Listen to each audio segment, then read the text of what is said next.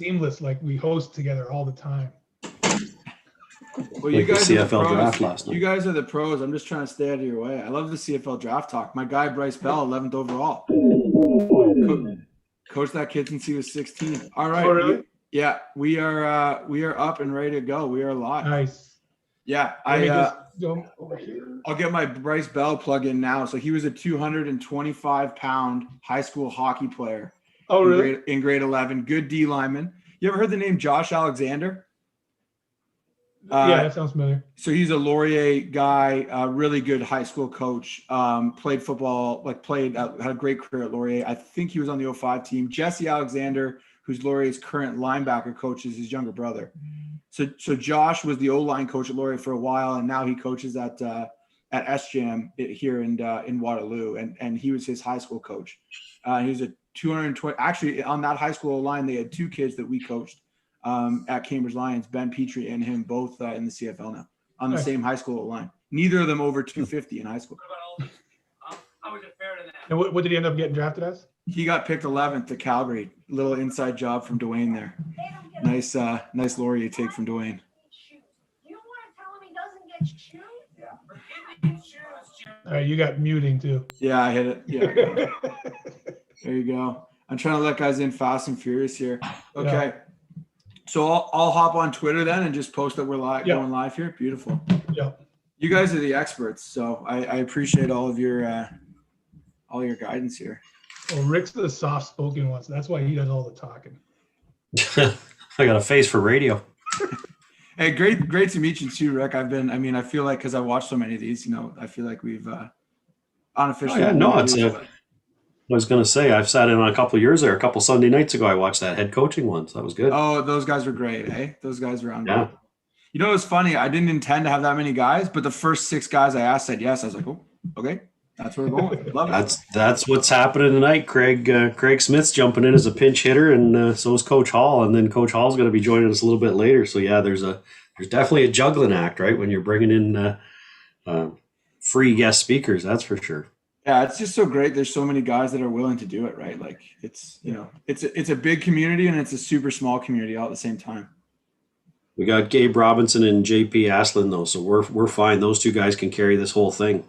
Just put our feet up and let it go. You love to see it. Gabe just ran straight from the construction site, eating food while he's trying to get on the video. Yeah, this is dinner. Love it. Yeah. If you can understand my Cheers. French, then I can go all night.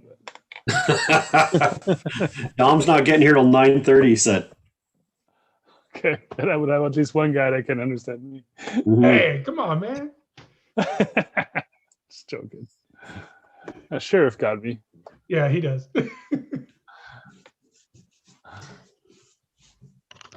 Ray, you got your homework done? Are you going to be able to stay late tonight, or you got to get going? School's over now, thankfully, but I'm we're busy with our real jobs. Wait a second. Are you saying teaching isn't a real job? If you want to make it one, I guess it could be. Yeah. Be careful. Your boss might watch this and not bring you back next season. Yeah, or your host, your other co-host is a teacher who's buried in stuff right now. So yeah. come down to my grade 4 or 5 class. We got work for you. No, thank you. I just did a semester of college, and it was it felt like sometimes that they were grade 4 or 5s. Today I had to do a grade 3-4 math quiz for my wife. She's working upstairs, and it came in the Google Classroom. So I was the guinea pig to see if it was going to work or not. That was the hardest part for me, was technology.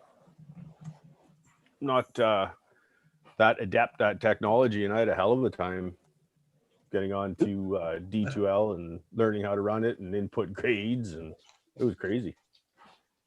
Teaching online is definitely different, and learning online is different, but definitely teaching kind of pose some challenge for sure. Yeah, I'm impressed actually how quickly everybody's caught on to Zoom and all these other platforms. It's impressive, and it allows everybody to, spread out and widen your network. So it's pretty cool that way. Learn a lot. on these football Zooms. Yeah, I don't That's a think lot it'll ever- coming. Sorry, go ahead. I was going to say that's a lot coming from the legend from Guelph, Ray Martin. Yeah, I'm still in learning. my own mind.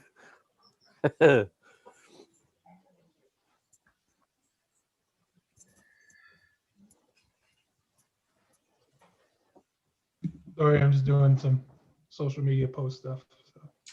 Now, hey Rick, did you send me the recording of I think it was Halsey's match coverage? If I didn't, I can. Well, if you Did I wouldn't ever- mind, that'd be great. What's that? Sorry. Did I ever send that one to you, Sharps? No, I have two of them to cut up, I think. Well, I got like three of them to cut up, I think. Okay. So Gabe's gonna have his That was- own series on the YouTube page. So Gabe? Yeah. yeah, we just gotta get Gabe. We gotta get you to do from nose guard, D tackle, DN. You know, put that I project get to the noise side. about that. I mean, you know, I'm always faking it, Paul, but I could try. Hey, Jackson, can you have a look and see if Craig's in the waiting room? He just Yeah, texted me. sorry. I was just I was slacking on my duties there. I was trying to send out a tweet at the same time. My multitasking failed me. There we go. Did I Now hear- we're did I hear- filming. Did I hear somebody is from Guelph in here? Yeah, I am. Oh, no Well, way. I went What? to school in Guelph, but I'm not from Guelph. Okay. I'm a Guelph native myself. Oh, is that right? Yeah. John F. Ross High School. John F. Ross, eh? Yeah. Yeah. Well, I don't know how old you are, but did Dan Crabb teach there then? I think Crabby was No, but I'd heard the name. I'd heard the name. okay. Yeah, I went to school with Crabby many moons ago. All right. I think I got everybody out of the waiting room there. Sorry, guys. That's on me. Craig, is your hair and makeup done?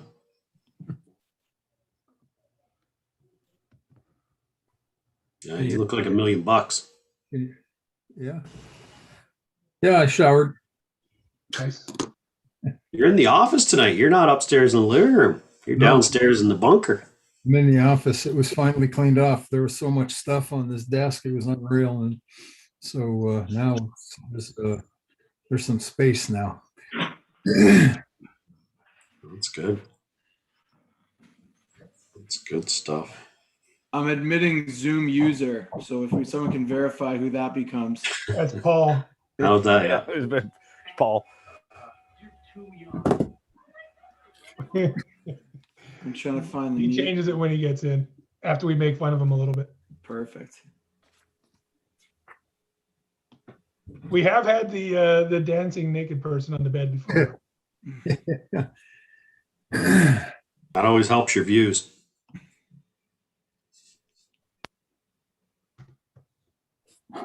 You know, Rick, it tells me that you keep rewinding on it. So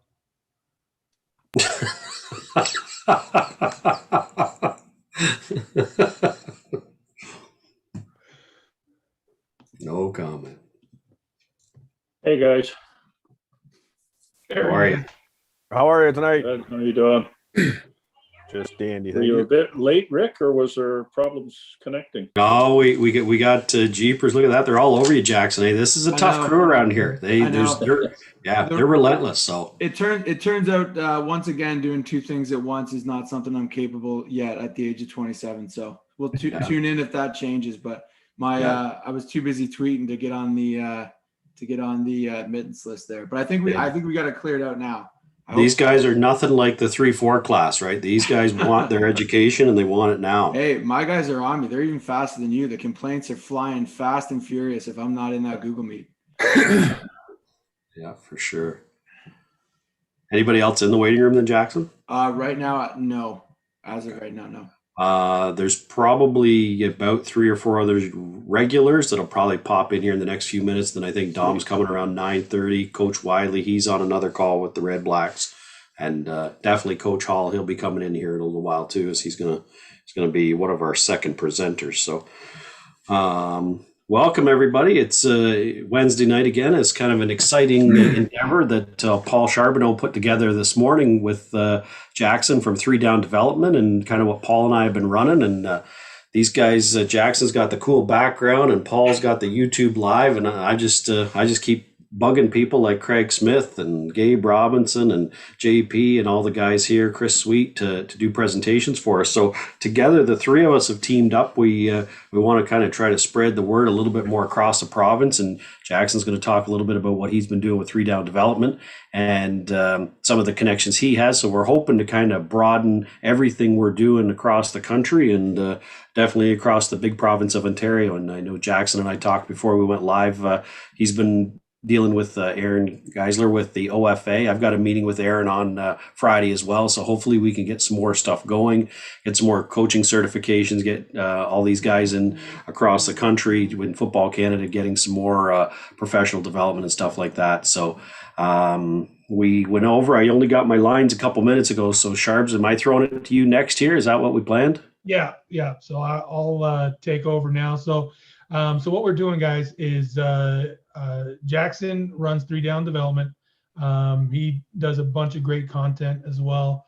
And the way it works for YouTube is you got to get 1,000 subscribers and 4,000 watch hours before your platform becomes monetized. And by monetize, it means you get It's a strong word. Yeah. Enough to buy yourself a coffee every I don't know, 5 days or something like that. 3rd episode. But basically, it's if you do this, you've got your editing software. There's a search engine optimization tool that you use. There's a whole bunch of things that you end up spending money on. There's Zoom account.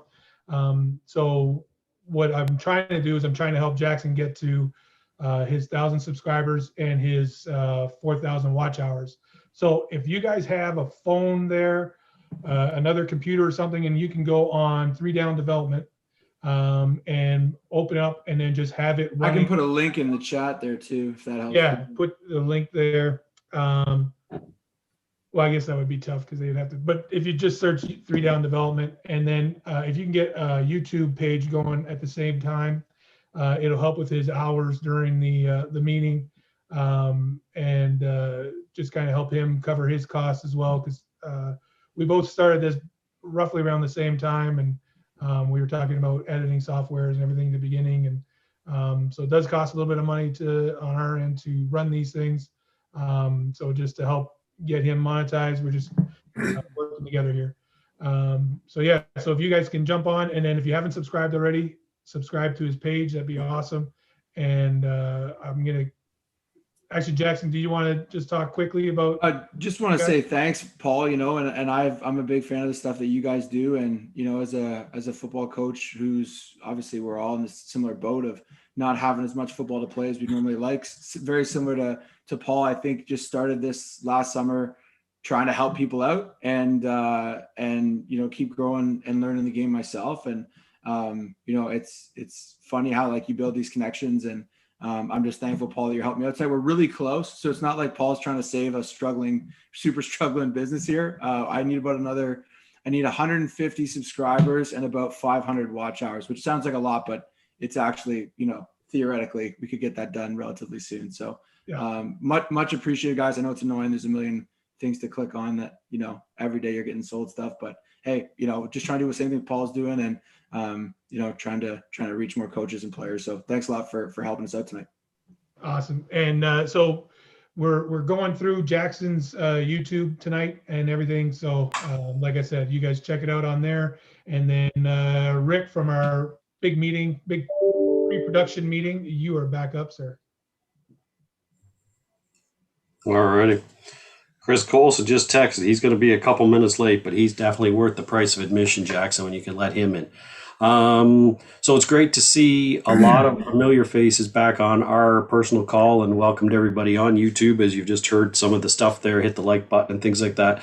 Biggest piece for all of this is when these two guys are talking monetization, again, they're talking 50 cents. They're not talking thousands of dollars or even even $10 at this point. Biggest piece too is that we want to try to continue to grow football across the country of Canada and definitely down in the US. I want to thank some of the guys again that have been on here from the beginning. And tonight's a funny night. We had Sean Hall and Mike Benavides slated over the last couple of weeks. And again, with this being the way it is, both guys ended up getting called into staff meetings. So I quickly went to the list of guys that have been so gracious with their time, and Craig Smith has volunteered, or I guess I asked him and he volunteered, and then I reached out to Richie Hall again, who's just jumped on. So Richie, thanks for getting us or coming back with us again. We know tonight you're gonna, later when you present, you're gonna start poking holes on all those offensive line stuff. Last week I was getting itchy here. It's a defensive guy listening to all that clever stuff they were giving us. So. And obviously, Coach Wiley, again, thanks for Sunday night when you spent 2 or 3 hours with us. So at this point, Craig Smith has been on Rod Peterson in the last couple of weeks talking about draft stuff. He spent, what was it, Craig, about 18 years in the CFL. He's coached everything, right? Just like Coach Wiley, all the way from Pop Warner up to the CFL, won the Vanier, won a couple Grey Cups. Spent a lot of time traveling all over the States, scouting and things like that. And we know that with some of our high school coaches and CJEP guys that tune into this, Craig's going to take us through a little bit of still a little more of what he's looking for when he's recruiting players and looking at their film and stuff like that. So Craig, do you have a presentation that we need to share the screen or anything, or are you just going to chat? Yeah, I've got something here. Alrighty, Jackson. Perfect. So if you I'll make you the presenter there, Craig. One sec.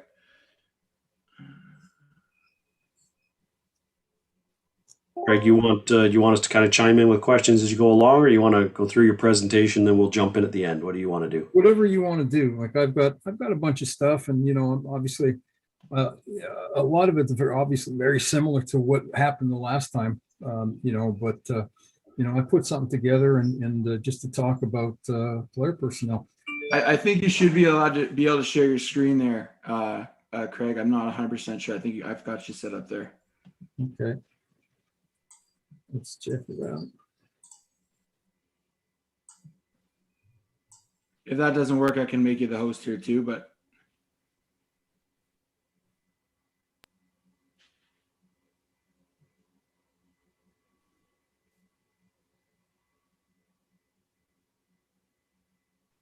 Perfect. Got her? Yep, you're good, Craig.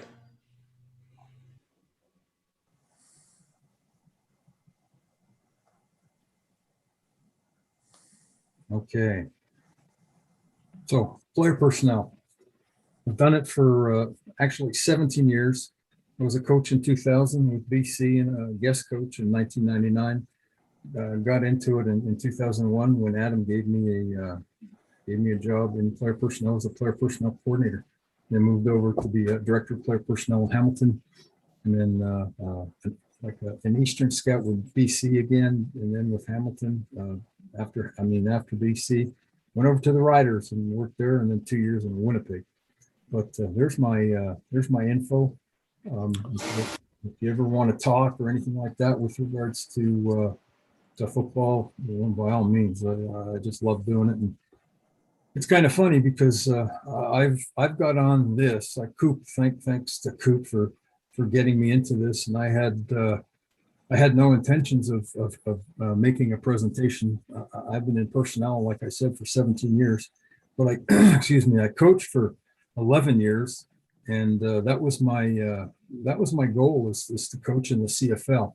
Started with the Pee Wees, and then finished up with in 2000, but then I got into personnel. So I've been away from coaching, and I know that y'all are wanting techniques and schemes and stuff like that, and I've been on here and I've been watching a lot of this stuff, and I've been looking at it to help me just to see what you're doing, what you're looking for, and to get myself better in player personnel. And I know you're slumming it today. You're not getting the X's and O's and stuff like that with me, but hopefully you can get something from this. Last time I talked about characteristics, all the different things that we look for. You know what you're looking for. You're looking for a tall guy that can run. and that type of thing. And but those are characteristics. If you want this, just email me and I'll send it to you. Those are the type of things that we're looking for. And again, I went through all of this before with regards to all of the position specific criteria, that we look for, and offensively and defensively. And then doing the scouting report, what we do, height, weight, speed, the quickness, and with regards to the short shell and stuff like that. And then the test score. I'll get into that a little later. Just want to talk about the draft. I was like a kid in a candy store starting last Thursday. I didn't get much exercise, sat on my butt, watched all the coverage, had 2 TVs going. Then I had another deal with regards to what they're talking about, all the different prospects and stuff like that. Somebody that I've been following in the last couple of months. So I spent a lot of time with regards to the NFL and then the CFL. Obviously, I wasn't in tune the way I would be the last 2 years. The story. I was diagnosed with leukemia in 2017 and got away from the game. But day by day, I'm getting stronger and I'm feeling a lot better. And so down the road, I'd like to get back, and I'd like to probably not travel like the way I did before. I traveled, and I think y'all probably heard all this stuff, but I had 5 years in a Marriott property. That's not just a Marriott. That's everything, Fairfields, etc. I don't think I'll be doing that again. But the bottom line is I haven't really got. I don't have the means like I used to with regards to watching film and stuff like that. But the draft, it's just so fascinating. I did some research. I looked at more obviously production. I saw some highlights, which is okay. As a player personnel guy, you want to see the highlights. I always told people, told the prospects, if you're sending me stuff, send me a highlight. I'd like to see your highlights, and then can send me 3 games, and if possible, against some pretty darn good competition. So I haven't been able to do that, but at least I got to see some highlights. And the draft was every year. You're sitting back, and even in the NFL, you're sitting the NFL draft this year. You sit back and you go, "Whoa, wow, that's a surprise," and different things like that. This year was no exception with regards to the CFL draft. There's a kid that got drafted 5th. His name's Cole Nelson. I got a friend at the University of Alberta. I gave him a call a while back. I heard about this kid. Well, he was a big kid, 6'5". I think he was like 310 pounds, but he ran a 4.92. Us idiots and player personnel, we're always looking, at those test scores. But I'll talk about that later if it's a test scores testing, So that, but that still piques your interest. But anyway, Edmonton, they took him. That was one of the things. The first pick overall was Jake Burton, and he was a guy from Boston College, and he didn't get his paperwork in till late. He wasn't even on the list that I got from the league that was dated February the 11th. I got it, not that long ago, but he wasn't even on that list. So it's just a matter of, he's the first pick. He's a kid that was a tight end, a big kid from Boston College that can run. Saw some highlights on him. He looked pretty darn good. So there were some interesting things with regards to the CFL draft, and I look back and I put all the American kids that I saw on that list that I was given. I think there was 32, and then there was four more added, so there was 36 on there. Now 12 of those kids didn't get drafted. One of them was a 2nd round pick, the Holland kid from Oregon, but 12 didn't get drafted. So 24 kids from the United States of America in NC2A got drafted. And I keep on telling people, and when I'm on Rod's show, I'm always talking about Canadian talent and Canadian kids and how good it is. And it's a credit to a lot of you guys. Right from the grassroots all the way up to a lot of the people that are coaching college in Canada. It's just incredible. And I think you should be very proud of what you're doing. And it sure as hell has been evident with regard to me and watching all you guys present. Just a phenomenal job. And we're getting better in Canada with regards to football. And just, obviously keep up the good work. It's fantastic. But I always talk about the good Canadian talent that we have in Canada. And this draft, it just went to show how good that the Canadian talent is. There was pre-draft testing. Can you guys see that? Is it too small, or can you see it? Yeah, we can see it, Craig. It's Yeah, I know it's small, but I mean that's a typical thing. There's a kid that I love. I coached five years at UBC, and there was a kid there named Hladic. Get tested out of this world, and that's the thing. All this testing. Good and fine and dandy and all that kind of stuff. But does that translate? Does he cross those lines? And does it translate to on the field? Now, if it does, that's a damn good thing. With regards to, okay, this kid can test well, so he shows me he can run, he can bench. I know Wiles was talking about, doesn't like it with regards to bench press and as far as the O line is concerned. But it's just an indication. All the stuff is an indication of athleticism and how these guys. Go like three cone and short shuttle. It's a change of direction. There's technique to this. So sometimes guys don't have the technique, so they don't do it well. So there's so many guys that'll slip on this because they can't control their body because they don't do this thing. But it's just an indication. It's an indication of athleticism. Then you marry it up with the tape, and then take it from there. Now there's a scouting bureau. And it's with regards to the spring scouting bureau. Now, what the scouting, the Central Scouting Bureau is.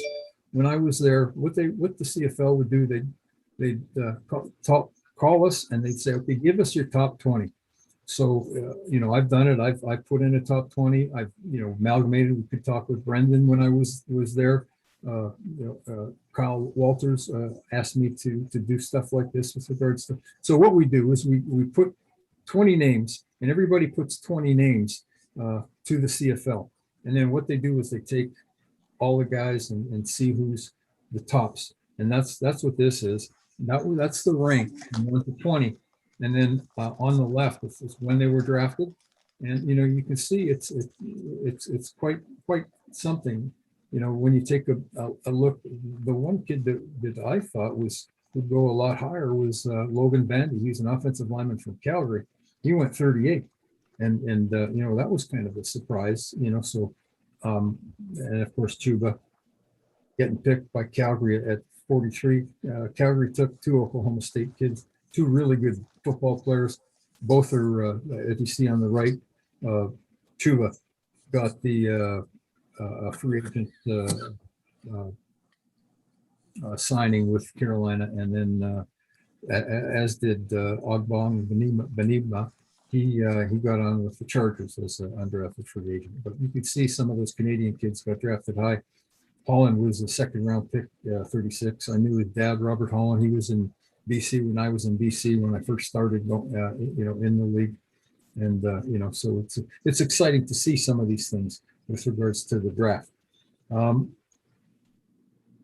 That's just a Daniel Jeremiah thing with regards to the NFL draft. And, so this was the most I ever knew about the NFL draft, because most of the time I'm involved in looking at Canadian kids and stuff like that. But the last couple of years, I haven't been doing that. So this year I knew a hell of a lot with regards to the draft in the NFL.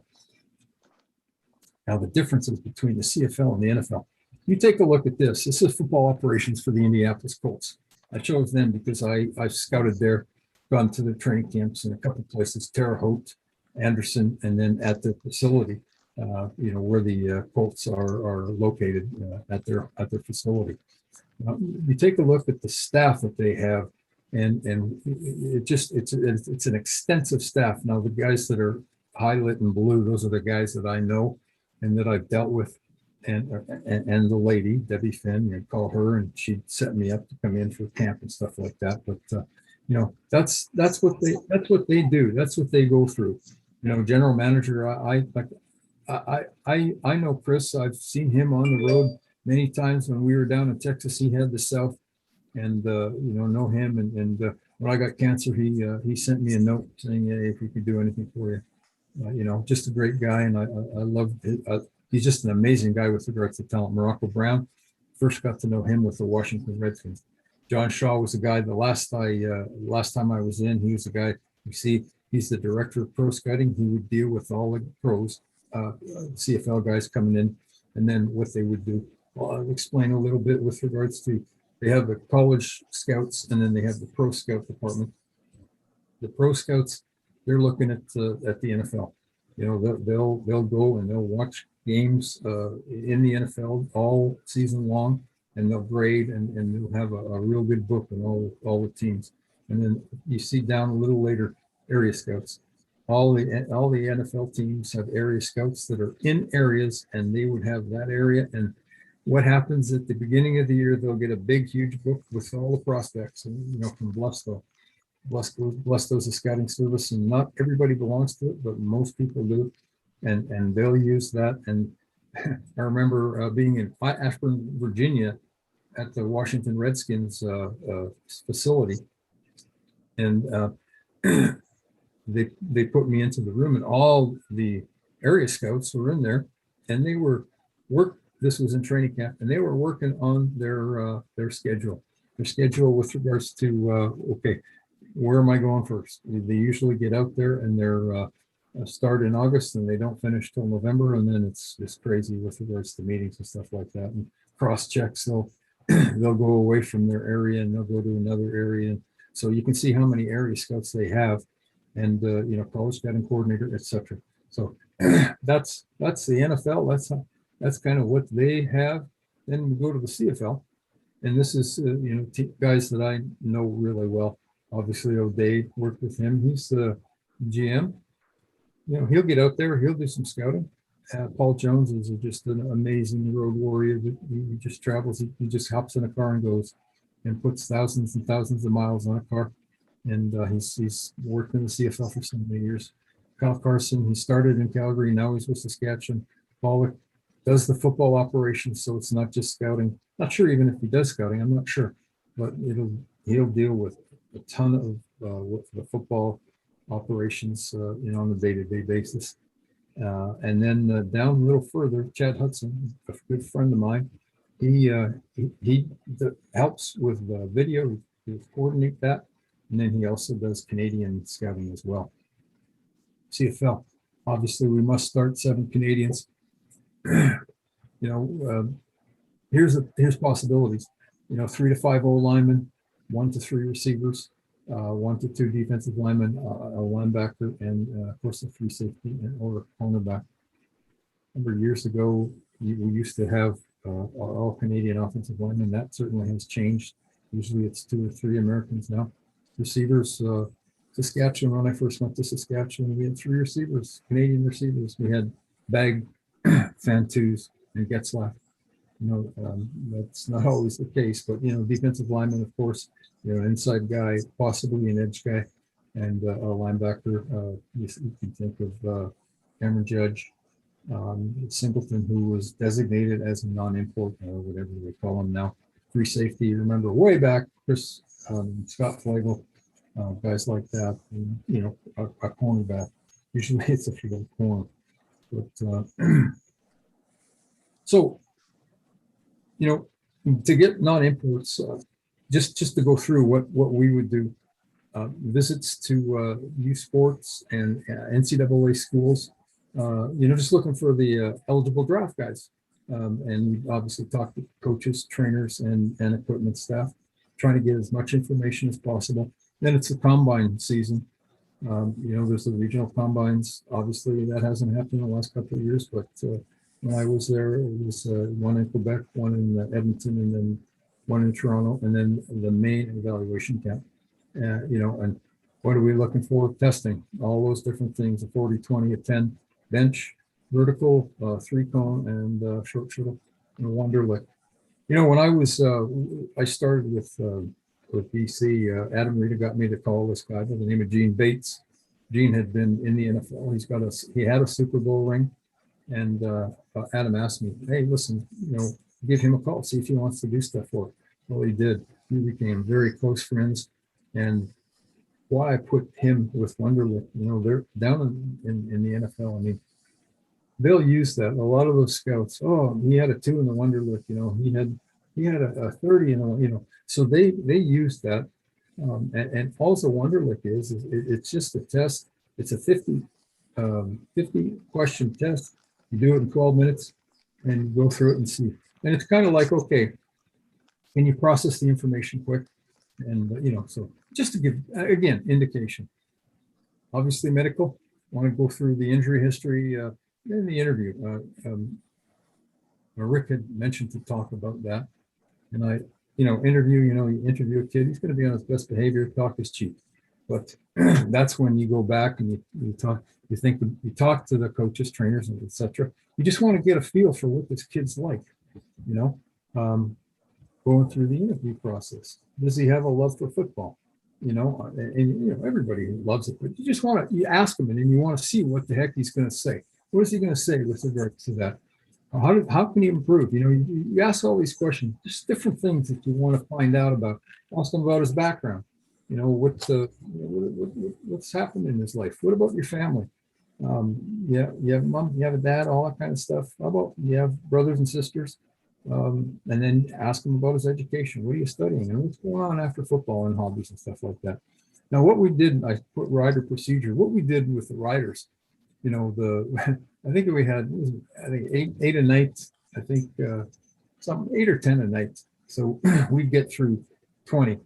Other teams would double up, so they'd have two sets of interviews at the same time, so they'd do more. But we had 20, and we'd get guys in. What we would do is out in we'd have it at a hotel room, and we'd have myself, O'Day, and Brendan Tamman outside sitting waiting for the kids. You know, they're all booked at a certain time, so a kid would come in, he'd be early, and then he'd come in and we'd talk with him. And that's kind of the start of the interview process. We'd talk and say, okay, you know, what's going on? You know, just try to find. And it was very interesting to find out. A lot of those kids, they're nervous. They come in. So we tried to, you know, calm them down, and, you know, and they would calm down, but we get some information, and then afterwards, you know, O'Day, myself, and I would, and Brendan would, we would talk about the kid. Yeah, he's pretty good. Hey, not bad, and all that kind of stuff. And then he would go inside, and then the coaches would be there, and the coaches would get him up on the board or talk scheme, and you know, they'd have probably about 5 minutes, so they didn't have much, but just to get an indication of his ability in football and on the board and stuff like that. So I really liked what we did, you know, with regards to that. And one of the big questions is who had the most influence on you? And I really like hearing that, because if I hear mom and dad, that's fantastic. You know, and, you know, obviously other answers are good too, but I always wanted to hear that. I actually asked the kid one time, he was an offensive lineman. I think he went to Calgary. I think he was from the East Coast. I asked him if he liked beer. And you know, Wally thought that was great question. But I wanted to hear what he said. You know, I wanted to see, you know, but oh yeah, I loved it. So I thought that was pretty cool, you know, for him to be so forthcoming like that kind of stuff. Then you got, you know, some of the, and we never did this, but, you know, stupid questions. What do you like, Burger King or McDonald's and stuff like that? If you were a tree, what kind of tree would you be? Hate that kind of crap. You know, and then there's some guys that are idiot interviewers. Some they'd try to stress the players and try to see how they would react and all that. But we never ever did that. We never wanted to do anything like that. And you know, so then you know, after that, it's on the field with the pads and individual and one-on-ones, and you know, very, very different from the NFL. You know, they get on the field, but they don't put the pads on. Well, we do. We get to see what one-on-ones are like, and you know, then it's on to, well, I mean, a video study for right throughout the whole process. and you take a look, and then you put it all together, and then, okay, what are we going to do? What's our best player or need? A lot of times it's tough to get a guy in the draft that is need, for a need immediately. Could be a couple of years down the road, but that's my philosophy. Offensive lineman is just gold. Always take an offensive lineman and try to just build that. You want to protect your quarterback, and there's a lot of damn good offensive linemen at the Canadian level. And then special teamers, linebackers, DBs, running backs, wide receivers, guys who can run down, and eventually, possibly, be starters down the road. I put Jason Araki's name down there. He's a kid that did amazing things. I was with BC. I didn't draft him. But the kid, I think he had the most special teams tackles ever. And but he never, he went in and did some playing, but he never ever did. He never ever was a real starter. And again, the whole process starts with the East-West, which is a fantastic thing. Usually it's third-year guys. We go down, we test them, then they they have coaches. Durazio always used to go there. Kids loved Durazio being there, and a lot of the college coaches are there. Probably some of you had been to this thing. It's fantastic. It's a great thing, and that's where you start for the next year's draft. And then everything gets going in August, getting on the road. And I was fortunate enough when I was in Saskatchewan that they would give me, just a go. And I went to every school, and not all the time. Most years it was every school. So I went through this the last time I it's the year. And I think that's it. Now, what else did you, Rick, were you interested in, me talking about? I'm done, but, obviously I have a passion for this, and I love player personnel. Now that I sure miss it. I sure miss going to practice. I sure miss getting in the car and driving to whether it's an NFL game, CIS or junior. I miss it badly. I just love getting out there, and I love communicating with coaches, and talking with the players and seeing players and all that. So, Craig, that was awesome, right? Again, you and I chat quite a bit away from this meeting, but I think obviously with Jackson being here, and we've got some U Sport coaches on here, that I think it's always just like Craig and Paul and Jackson are trying to do, right? We're building resources in Canada for people to kind of understand the process and what it looks like. So I appreciate it, and definitely, as we said earlier, you jumping in at the last minute to do that for us. I really appreciate it. So at this point, do we have anybody that has any questions for Craig? I got one, just kind of off the top of my head. You talked a lot about the interview process, and I think that's something that I'm really interested in learning more about for athletes, coaching guys through that process, because obviously it's a big part of the evaluation. What would be your advice in terms of actually preparing for an interview? So obviously there's the long list of things you should try and be an exam and act like, and you mentioned they'll be on their best behavior, but what would you do in preparation leading up to an interview, or what would you encourage the athletes to do in preparation leading up to an interview? Well, it's funny because when I first started this way back in 2001, my first deal, everybody was in sweats or whatever, and went until Claremont came along, and then Claremont was in a suit, and I asked him at the function, and I said, Jason, what's going on? You've got a suit on. He said, this is a business meeting. Very serious, and of course, one of the best pros that I've come across. But that's a lot of guys now. Every one of them come to the rooms. They're all dressed up, and I really like that. I just look professional. But the big thing is be yourself. Just be yourself, and things will go properly if you just be yourself. You be honest. You don't know stuff. Hey, that's no big deal. I mean, geez, I don't know what, I'm learning right now. I mean, just watching a lot of you guys, I'm learning stuff. So I mean, just be yourself, be honest, and don't you're nervous. You're nervous. That's just the way it is. But that's the best thing that I could say is just go in there and be yourself, be honest, enjoy the process, and and take it from there. Hey, Craig, I got a question. Mhm. When you're evaluating your guys, does your mind ever drift off in your evaluation in regarding to how do they fit within your system? Because I mean, I understand their athletic ability. Okay, so this is a player that you see. How much of an influence does it have regarding, does that fit with what we do? Well, see, that's where I think that. I think a lot of the coaches would have to get involved with regards to that, because say 90% of the time I'm going there, and that's what I'm looking at, right, is athletic ability. And I've got an idea, with regards to, I've been around and I've seen, geez, I've watched this game since the 60s, and how it's changed. But I've got an idea with regards to, okay, what are we looking for in a quick, how about a rush? How about a left tackle? So I've got an idea, but like as far as you're on your side of the ball, don't forget I'm an offensive guy, but on your side of the ball, there's definitely, something that needs to be looked at. And I think that's where it would be great for a person, what do you call it?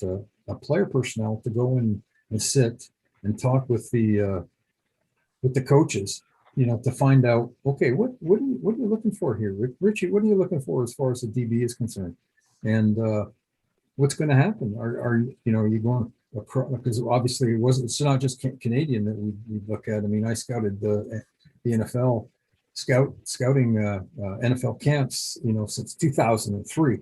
So we'd be looking at Americans too.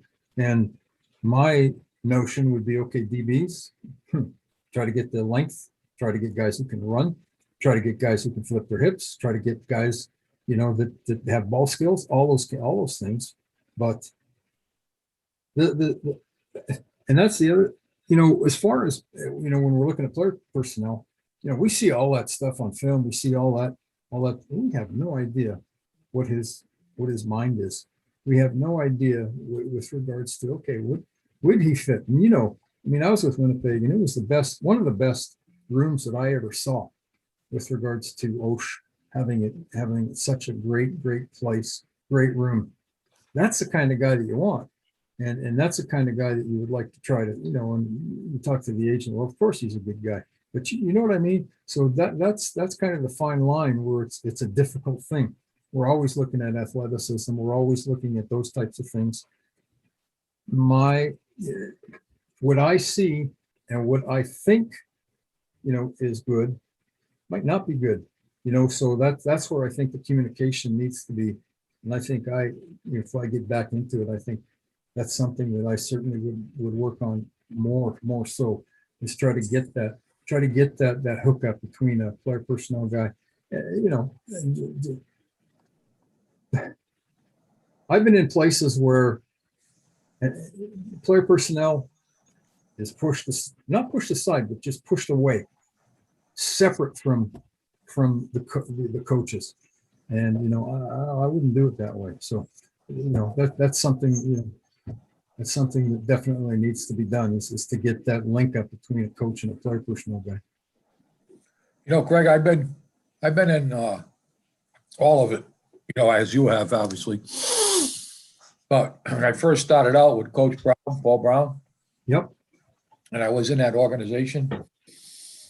Right. We had very few scouts, very few. It wasn't many, a handful, maybe about as many as there are on the CFL, not a lot. Right. Because he wanted his coaches to go out and work the players. He wanted his coaches to be involved in picking the players, because we had to work with them. Mm-hmm. Be our guys. And then I've been with teams where, went out. Say, hey, look at the couple guys on film, you know what I mean? And they handled everything, you know what I mean? So yeah, the thing, yeah, medium there someplace. Absolutely. Now I know, I've been to places, some coaches they don't care. They don't care at all. They want the players, but they don't want to get in, and they don't want to sit and grade and write reports and stuff like that. And But but I think that's one of the most important things, because if I'm watching a player, okay, and once you go in that meeting and there's the general manager, right? There's the owner, Yep. right? The pro personnel director, there's the college scouting director. They're all the scouts. There's the head football coach, there's the offensive coordinator, and now you're going to talk about an offensive lineman. Well, if I don't like that guy, yeah, I'm going to tell him. I'm Yeah. not going to say yes to them. Yeah. Because if I don't tell them, then I become part of the problem. absolutely. So I tell them what I think. Sometimes they don't like it, but right, if they still take them, they take them. I don't have a control of that, but I can tell them what I look like. you know? Well, you bring I up, got another question for you before I got you here. Okay. If the offensive line short shuttle, I got 3 questions. The offensive line short shuttle, what do you think is a good time for them? The broad jump, what do you think is a good distance for them? Okay. And what is the number one thing that you look for in the quarterback? that's interesting. First, the quarterback. I mentioned this when I did my talk the last time. You know, obviously everybody wants arm strength. That's critical. You have to have the arm. Okay. But if a quarterback doesn't have accuracy, you can throw that arm strength out the window. And how is a guy accurate? A lot of it is with regards to his footwork. And that's one of the big things that I like to see is his footwork and how his feet get into a position, how he gets everything going towards where he needs to throw the football. So that's a huge thing is the feet. In our league, it's nice to have a guy that can run, a guy that can get out and get out of the pocket. And we've had guys like this for years. I mean, Warren Moon and Tracy Ham and Damon, who as slick as you could get. But so that's awful good, especially with the way our field is. But accuracy is critical. Footwork gets you accurate. And if you have that, I've seen quarterbacks that have strong arms. They have those qualities that you look for. Man, this kid can do this, he can do that, but you don't get his feet proper. So many guys. I watched Davis Mills, his pro day in the rain, and I was just so enamored with regard to his feet and his footwork and going back, and his drop back just so smooth, plant and drive, and he was amazingly accurate. But that's there's no bulls coming after him, snorting. So he should be accurate and like that. What Short shuttle. If a big old lineman is, what is the decision-making process well, to the quarterback? well, see, that's the thing. I mean, you drop back, you take a look, and again, it's the same thing. When you look at film as a player personnel guy, okay, you can kind of see, okay, he takes a look. No, that guy's not there. That guy, so it's you can see, you can relatively see with regards to his decision making and going to a second and third read. And how often have I written, bad decision, horrible decision. He doesn't see, all that kind of stuff. And so you got to go through that. You got to go see. And it's just all repetition. You got to watch this guy over and over again, especially a quarterback. Because for as far as decision making, that's obviously critical. We used to sit down with Sam Weiss.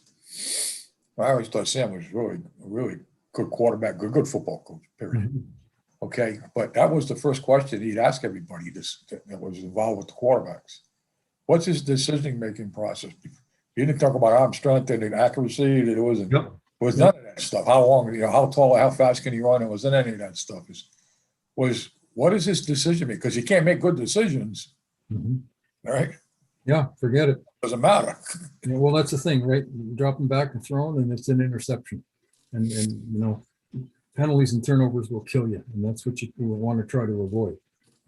I got an opportunity to meet Sam White. I was at an All-Star game in where Furman is, and it was great. And sat down with him, and just a wonderful guy. He's since passed on, but and when I was a kid, I used to go when I lived in Winnipeg. I used to go to games, and then afterwards I get autographs. And his brother played with the Saskatchewan Roughriders, Bubba White, who was a Tennessee Volunteer, and so I used to talk with him, and just a good guy. So yeah, I spent 11 years with him. It was fun. It was a lot of fun. were you in the Super Bowl? Yeah. Yeah, very close. He was really ahead of his time, period. The stuff that they're doing nowadays, Sam did it back in 1985, 6. Yeah. What about the short shuttle or the broad jump? Yeah, short shuttle, like it's obviously tough for a big guy to do broad jump, and that's something that because of the weight that they have, I'm looking at Rashawn Slater. He was 9'4". Holy cow! Talk about getting out there. That's pretty damn good. And like I said, like a 4.5 short shuttle for a big guy. I mean, that's good. When you're talking about shuttle, some of the real good ones, it's under 4. And if a big old lineman at 300 and some pounds, what was Slater? Slater was 304. That's pretty darn good. And three cones, a good time, a damn good time is below 7. So again, 3.5 or 7.5 for a big guy like that. Hey, that was pretty good. But the deal. All this testing, it's an indication. Okay, that tells me something. Now, what does he do? What does he do on that field? And then we'll take it from there. Now, tell me your process, and tell me if I'm crazy with this. Okay. Each player, or they should. Okay, when you're watching them, you watch them through the junior year, some of it through the senior year. Okay, and now that kid at the end of his senior year, you've got a grade on that kid that you're putting him up on the board, and he's got a grade. Okay, and then you guys come to us, and okay, we want you to watch some film on that guy. Okay, and if you've been following him for 2 years, yeah. Want us to watch 3 or 4 films and decide if we like the guy. Well, and a lot more information than I'm going to get. Well, and I've experienced that. I've been in draft rooms in the Canadian Football League. I haven't worked in the NFL, but I've been in draft rooms in the CFL, and I've sat there and I've seen coaches who've watched, just like you said, 3 or 4 and love this guy, and some of us are scratching our heads, going, "You got to be kidding me." And then we make a move on that. So I can see what you're saying. You can, as an offensive line guy with so much experience, you can say, "What the hell are you doing? What are you looking at? Why do you like this?" I can understand that after you've seen that, but personally, I feel pretty good for what I see. So if I watched a lot, and then all of a sudden, like a coach comes in and says, "Okay, I've seen this guy in 4 films. We should get this guy." I can understand what you're saying for sure. Yeah, the other thing, he's got that grade now. From that grade on, okay, he's either going to go up or down. Yeah. So now he's going to go and play in one of the bowl games, one of the All-Star games. Yeah. And I've coached in every one but that last one you up there. So I coached in that game. I coached in that game too. So from that game, his grade's going to go up or down, whatever grade kid is. Then he's going to go to the combine, and then his grade's going to change again from what he was in the combine. Okay. Yeah. And then he's going to have his pro day workout. Yeah. Right. And then the grade's going to change again. Yeah. So from the time he finishes the season, he's got 3 other times where he's going to either raise his stock or his stock's going to lower. Okay. Yeah.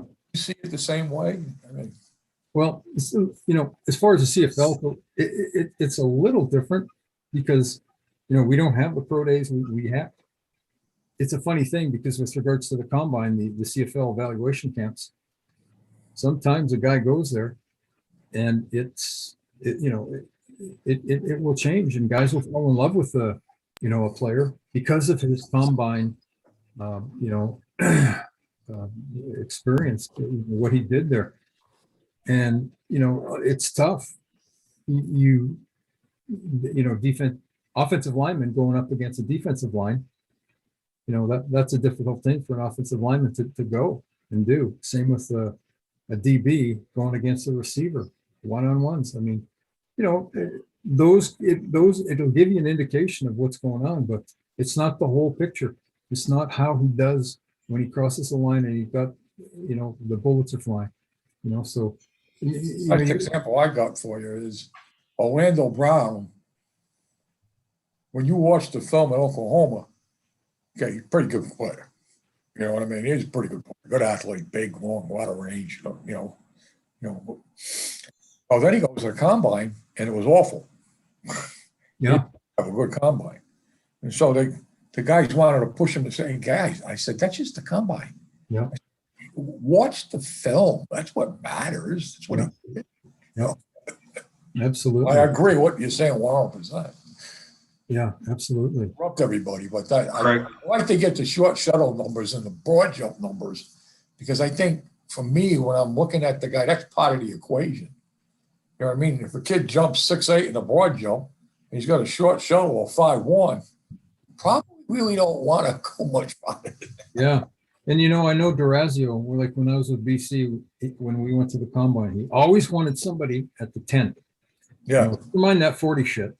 Let me see what he's like on the 10, so McAvoy or somebody, they would go and do the 10 for the offensive lineman to get an indication of what he was like that for their. Craig and Richie, you guys will like this. As I told you before, when Coach V ended up coming and working with us with the Peterborough Wolverines, and Coach V with his, the way he talked and stuff, and he's like, Jesus Christ, Rick, if our guys are going 40 yards down the field, we're in trouble as a D lineman. I want them to know what the 10 is. So yeah, that was. And then he kept asking me when the big guys were going to arrive, and I'm like, Bob, this is all we're getting. The kids have registered, but. The old lineman, if you're running 40 yards, you're in a whole lot of trouble anyway. So. And usually what happened at the combines, especially the CFL, okay, every year, the one or two guys that everybody came to see would pull his hamstring running the 40 and wouldn't do anything else. So it was like, okay. Absolutely. So it's like, why the hell are we having him run the 40? Yep. We don't care. Can he pass block? Yep. Can he get in the way? Yep. That the underwear Olympics got overrated, man. I think, kind of deal. I agree. So, it's about the film. It's what you see him doing in practice. I remember Craig, you're talking about the interview process. Okay. I was with Doug Barry a couple of years. Yeah. Doug didn't go inside the room. Doug stayed out in the hallway because usually the kids would show up 10 or 15 minutes ahead of time. Exactly. And they'd have to wait while the other guy was still in there. So Doug would be out there, just one-on-one talking with the kid, and he got as much information out of that kid in the hallway as they did when they got him in the room, and sometimes, like you said, the kids would get nervous and answer. There was always some classic answers, like, oh, do you play any other sports? And guy looks at you and goes, I don't know, does fishing count? Kind of thing, that kind of stuff, And, my favorite was we asked the guy, is there anything we should know about you that might come up that be negative? Did you get any trouble along the way? And he looks at us and kind of shrugs and he goes, well, I grew up in the Hammer.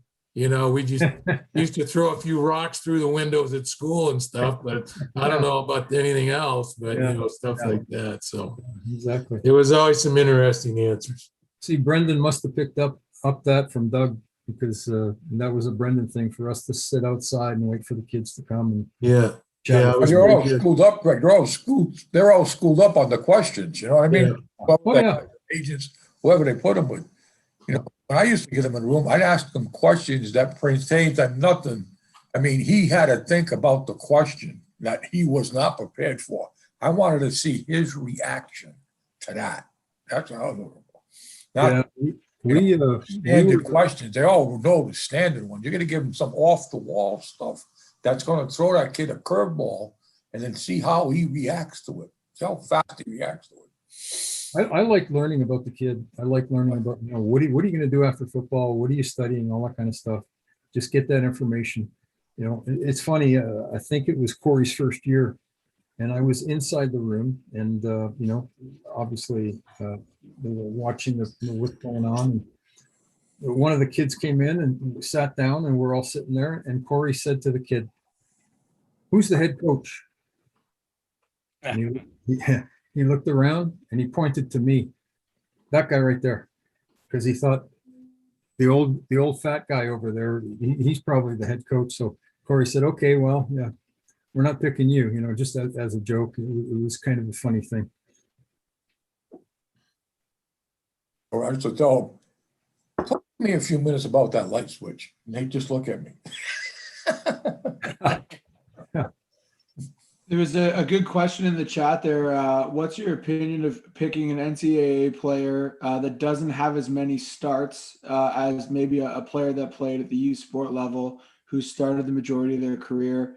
Is that just about level of competition, or like what's your opinion on, I guess, a guy who might have less experience but theoretically played in better competition versus a guy that has been a high level player in the Canadian youth sport level for a long time? Well, it really depends, right? It depends on the NC2A kid.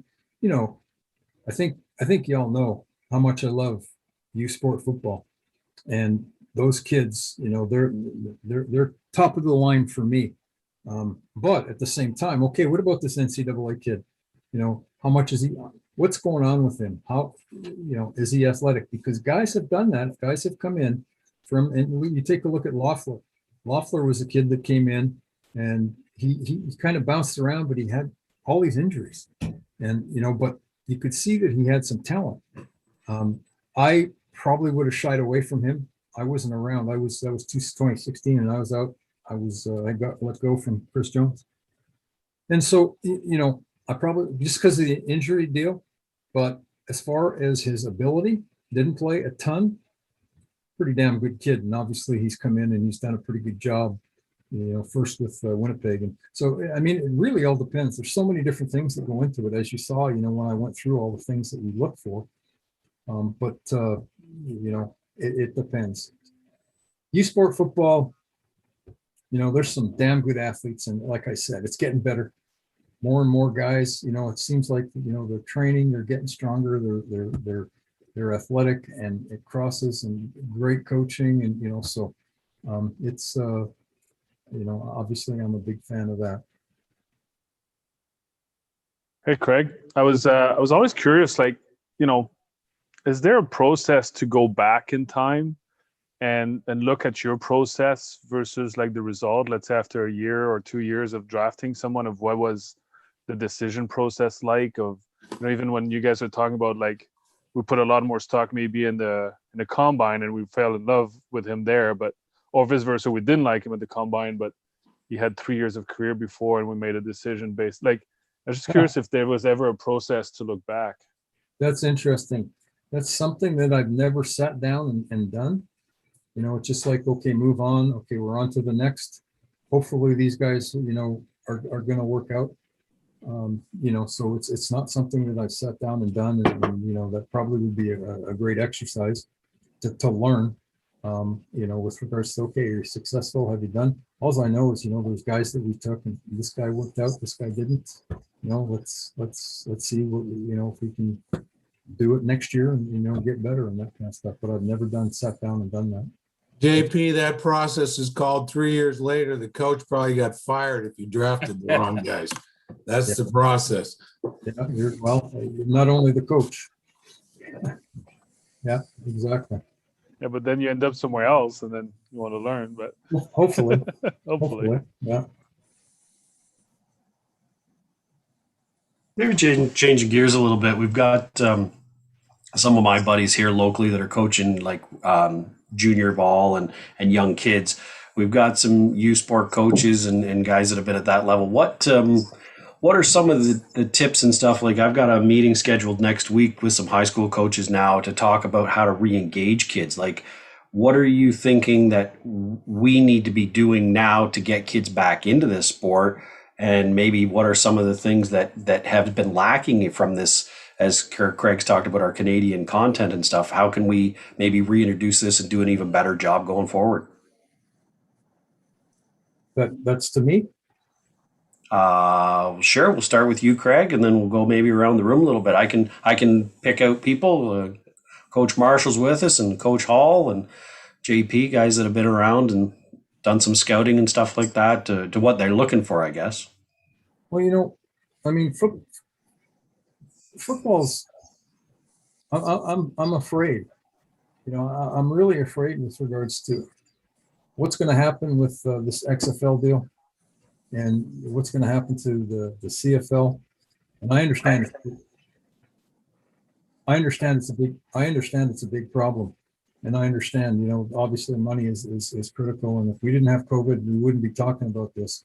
But we do have COVID, and so what's going to happen with regards to the possibility of losing the ratio? I like the ratio. I'm not sure how you guys feel about it, but I like having Canadian. I don't mind having that 20th non-import that's going to run down and play. He's getting an opportunity to play in the Canadian Football League. He's getting an opportunity to play pro football. Now, what's going to happen with regards to football at the lower levels if they don't have that shot, the possibility? Now, everybody, they're not going to make it, but will that cut out university? Greg, I mean, what are your thoughts with regards to that? You college coaches, is it going to hurt university, or kids going to just, hey, I love football, I'm going to come out and play? Hopefully that'll happen. Hopefully, guys at the younger level, hopefully that, just keep on going with regards to football at the lower levels. I started as a Pee Wee coach, and I had the most fun going. It was incredible how good it was. And I coached, I think, Pee Wees for 4 years, and then Bantam for 1 year. And it was some of the fun times that I've ever had, and hopefully kids will still keep on wanting to come out and play. And hopefully those flag football, young kids are playing flag. And I think that they'll probably still love the game because they'll watch it on television, and hopefully they'll just keep on going. But, we'll see. Coach Marshall? Well, obviously it's a challenge right now, at the university level, when we didn't have a season last year and trying to keep our kids engaged. What's that carrot that's hanging out there for them as far as playing games and trying to keep them training, and it's tough. And then, for the other kids, the guys I really feel sorry for are the kids that are the high school kids that are graduating. How do they go about getting identified? They've lost a year. They've, there's been no football. There's been no camps. There's been no, tryouts for this, tryouts for that, no flag leaves, nothing. So a lot of kids have lost a chance to develop, to get a chance to be seen. Number one question I get asked I get email every day from some kid ask, Coach, what do I do to get recruited? What do I do to get seen? And it's hard to judge a kid off a 9th and 10th grade film, and make a decision on whether or not you want to recruit them, because a lot of kids change in those 2 years. So it's difficult.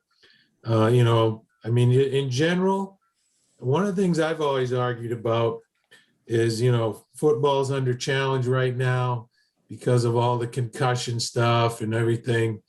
You got to get moms on the side of football. Yeah.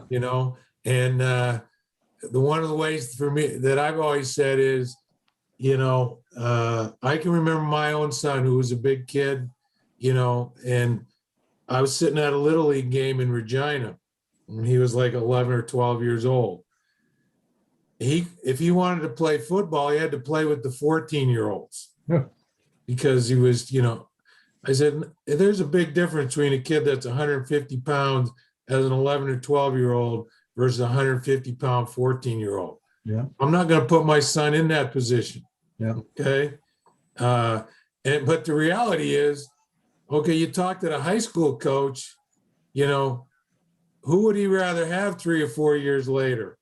The 200-pound, 220-pound kid that's played for a few years, you know, or the 140-pound old lineman that's played for 5 years, but the 220-pound guy hasn't played because he was too big, you know, Yeah. so they had to change the rules, you know, kind of deal.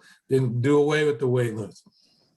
My deal is I think they should just all play flag football till 8th grade or whatever, Yep. you know, because then, you know, when they're in 5th, 6th grade, mom can say no easier.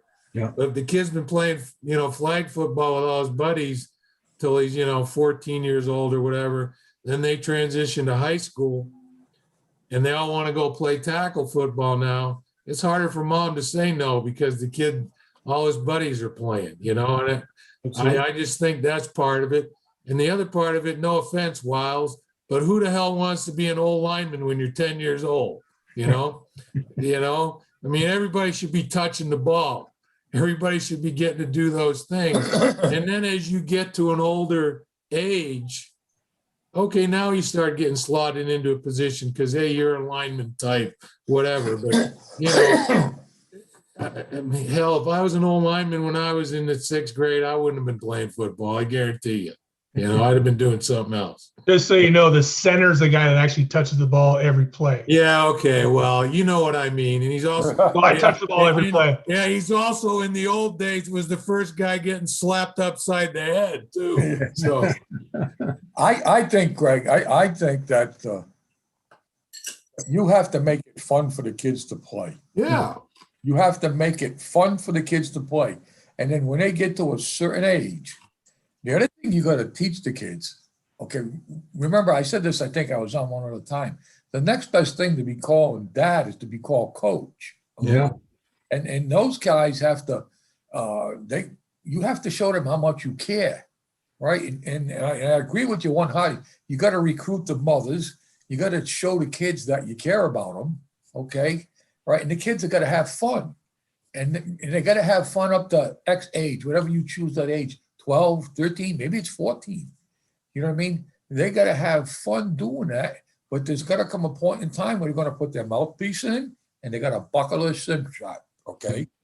So where is that point? I think there's still a gray area. I'm kind of leaning on Greg with the 14-year-old. At that point there, you better put your mouthpiece in and button your Yeah. No, it's kind of Now like you the got to hockey. strike somebody. A lot of Kind of kids like don't. hockey doesn't play Right. contact.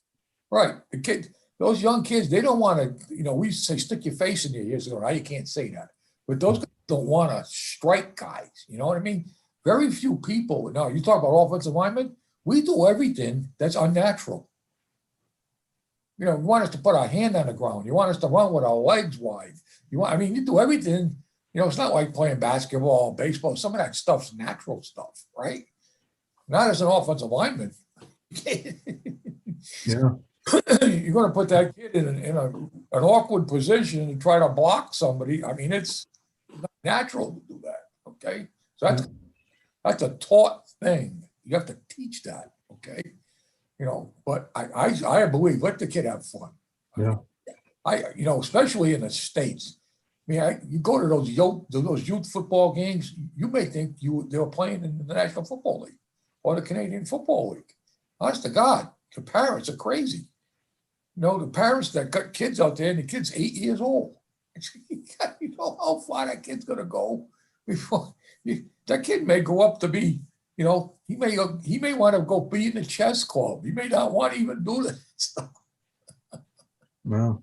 It's crazy because those crazy parents are the ones that are scaring away the youth coaches. Like my son was going to be playing on a soccer team. Well, they couldn't find parents to coach in their whole league. So they're saying they won't be able to take all the kids that signed up because they don't have enough coaches. People are afraid to coach because they don't want to get yelled at by little Billy's mother and father and stuff. So it's just not worth it for them. So that's I think the other thing is, Paul, I think that the coaches that coach the youth guys, you know what I mean? And I was like Greg, I was one of those guys, right? They got to be well educated in the sport. Okay, they just can't be, you know, a former high school player. Oh, I think I'm going to go coach. Okay, there's an art to coaching. There's an art to how to handle the kids. There's a knack to doing that stuff. Okay, and if you think you're going to go down there and you're going to yell at all those kids, like, you know, you can't do that with the young kids. You're going to have to teach those guys from scratch. I remember I told you guys this last week. I was so happy when they broke the huddle and they all lined up in the right spots. I was ecstatic when they did. Oh my God, look at that. They all got in the right spots. Okay. You know, but I think educating the guys that are actually the coaches, you know what I mean, on how to teach the kids to play, I think that's a big part of it too. You know what I mean? That has to on how to handle those kids. You don't handle those kids like I handle a first round draft pick. It's a whole different ball of wax. Mhm. It's, you know, that has to be played into it. You know, the whole deal. I can just give you from my upbringing, you know, in the town that I grew up in, you know, a lot of those guys that played high school football, they went down there and they started the youth programs. And I was one of those guys. Okay, but we all were out going to football clinics and asking other coaches and talking to the high school coaches and the college coaches and trying to become better guys. Well, those kids that played in the 8, 9, 10-year-old brackets, okay, we actually call the offenses and we call the defenses the same way the high school coach called his. Same stuff. And then that kid went on to play junior high school football, and that program was done exactly the same. We call the formations, motion shifts, defenses the same way they did in high school. And now when that kid gets to high school, okay, that kid's pretty well versed and understands the language, and he understands some of the concepts when he gets to high school. You don't have the kid in 4 different kind of offenses and styles, and then you get the kid as a high school kid, and now everything that he's had, you know, you're throwing away and trying to rebuild a kid, you know. So I think that plays a part in it too. You know what I mean? The guys that are running the youth football, the high school coaches, got to get with those guys if they're in your town or wherever you guys work it out, right? And then they got to get with the junior high school coaches. And all those coaches, okay, the Pop Warner guys, or whatever you call the minor guys, I guess you call them in Canada, the minor guys, the junior high school level guys, right, and the high school guys, they should be all together somewhere doing the same stuff all the way up. Okay, by the time those kids get to high school, it becomes a lot easier for them. Not so much that's easy to play, but the mental side of the game becomes easier for them. The learning process of the offense and defense, the formations, the shifts, the coverages, the stunts, the blitzes, you know what I mean? All that stuff. I think, you know, it's interesting you talk about that, Coach, and I coach a rep program here in Cambridge, Ontario, and, you know, we're fortunate that we're in a region with a lot of good players. But I think part of the challenge is too, and you look at trying to fill out coaching staffs, and I've been super lucky with some of my university connections. A lot of the guys I've coached with are either former university players or and a lot of university coaches. One of the biggest challenges here is filling even those high school staffs. Like, I think a lot of people, when they think about, you know, minor football and stuff, they take for granted, oh yeah, the kids all play high school. Well, there's a lot of high school staffs that are struggling to, you know, have 3 guys consistently, you know, there. And I think the resources for those coaches is so critical, because there's just so little time. Like, they have so much on their plate. I think about some of the high school coaches in my region. You know, they're the strength coach, the head coach, the defensive coordinator, the recruiting coordinator. They run the Twitter. Like, I find them on Twitter because they run their team's Twitter too. Like, it's, you know, and that stuff stacks up on top of, you know, then you get into trying to fill, you know, the minor coaching stuff. I think, like your point, Paul, about, you know, whether it's dealing with parents or dealing with even sometimes just the political stuff involved in leagues. Like, I look at the turnover, you know, just while I've been at Cambridge, and I think we've had 3 different, and we've been fortunate. We've had 3 different JV coaches. I think we've had 4 different Bantam coaches. and we're a pretty solid organization with lots of good, people putting their shoulder to the wheel.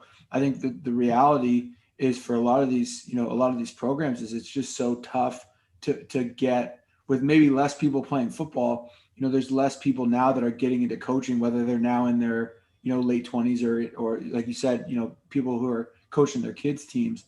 I think if we can find ways to have more access to resources that are designed for, hey, are you brand new to coaching football?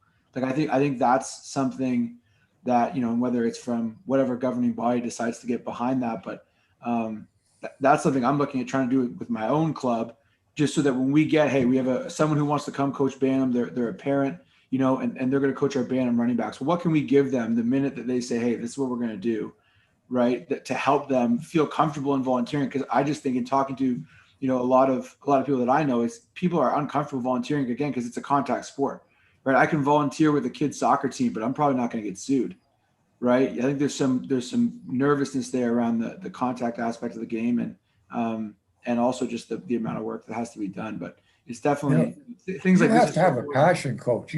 There's a passion for what we do, right? You find the coaches that have that passion for the sport. You know what I mean? Once you get that inert passion in you, like a lot of guys that are on this call. The reason we're on this call because we have a passion for sport. Greg had a passion for scouting and coaching, and you have a passion for it. And then after you understand that passion, then you have to find ways to get it done. How do you get it done? People, there's ways to do it. I don't know if you guys know who Earl Bruce is. Earl Bruce followed Woody Hayes at Ohio State, okay, as the head coach, right? Well, I was very fortunate to work for Earl, okay? Earl would say he wasn't going to hire any assistant coaches that haven't lined the field. I mean, he liked the assistant coaches that were brought up from the ground, that you had to go out and put the string in the dirt and pull the string across the field, and then years ago it was chalk. You put the chalk in the thing and you line the field, right? And then you end up still coaching. You have that passion for the game. I remember the first time I ever got a paycheck to coach. My first paycheck, stipend that we get to coach in the schools. I made 22 cents an hour. It wasn't the money. It was the passion that you have to teach the kids for the game itself, right? To get the kids to do it. There's a passion that you have to do that. And then you have to follow that. And then you have to, as a coach, get better at what you do. Okay? Get better at what you do. Every day, get better. You got to work a little harder. Jerry Rice used to say, you want to get a little better? Work a little harder. Okay? I mean, I see our guys on this staff have been coaching for a long time, but they still come on the meetings, right? They still go to the seminars. They still go to the clinics. They still do all the things that they do, so they can find one or two things that are going to make them a better coach, that are going to make those kids better, right?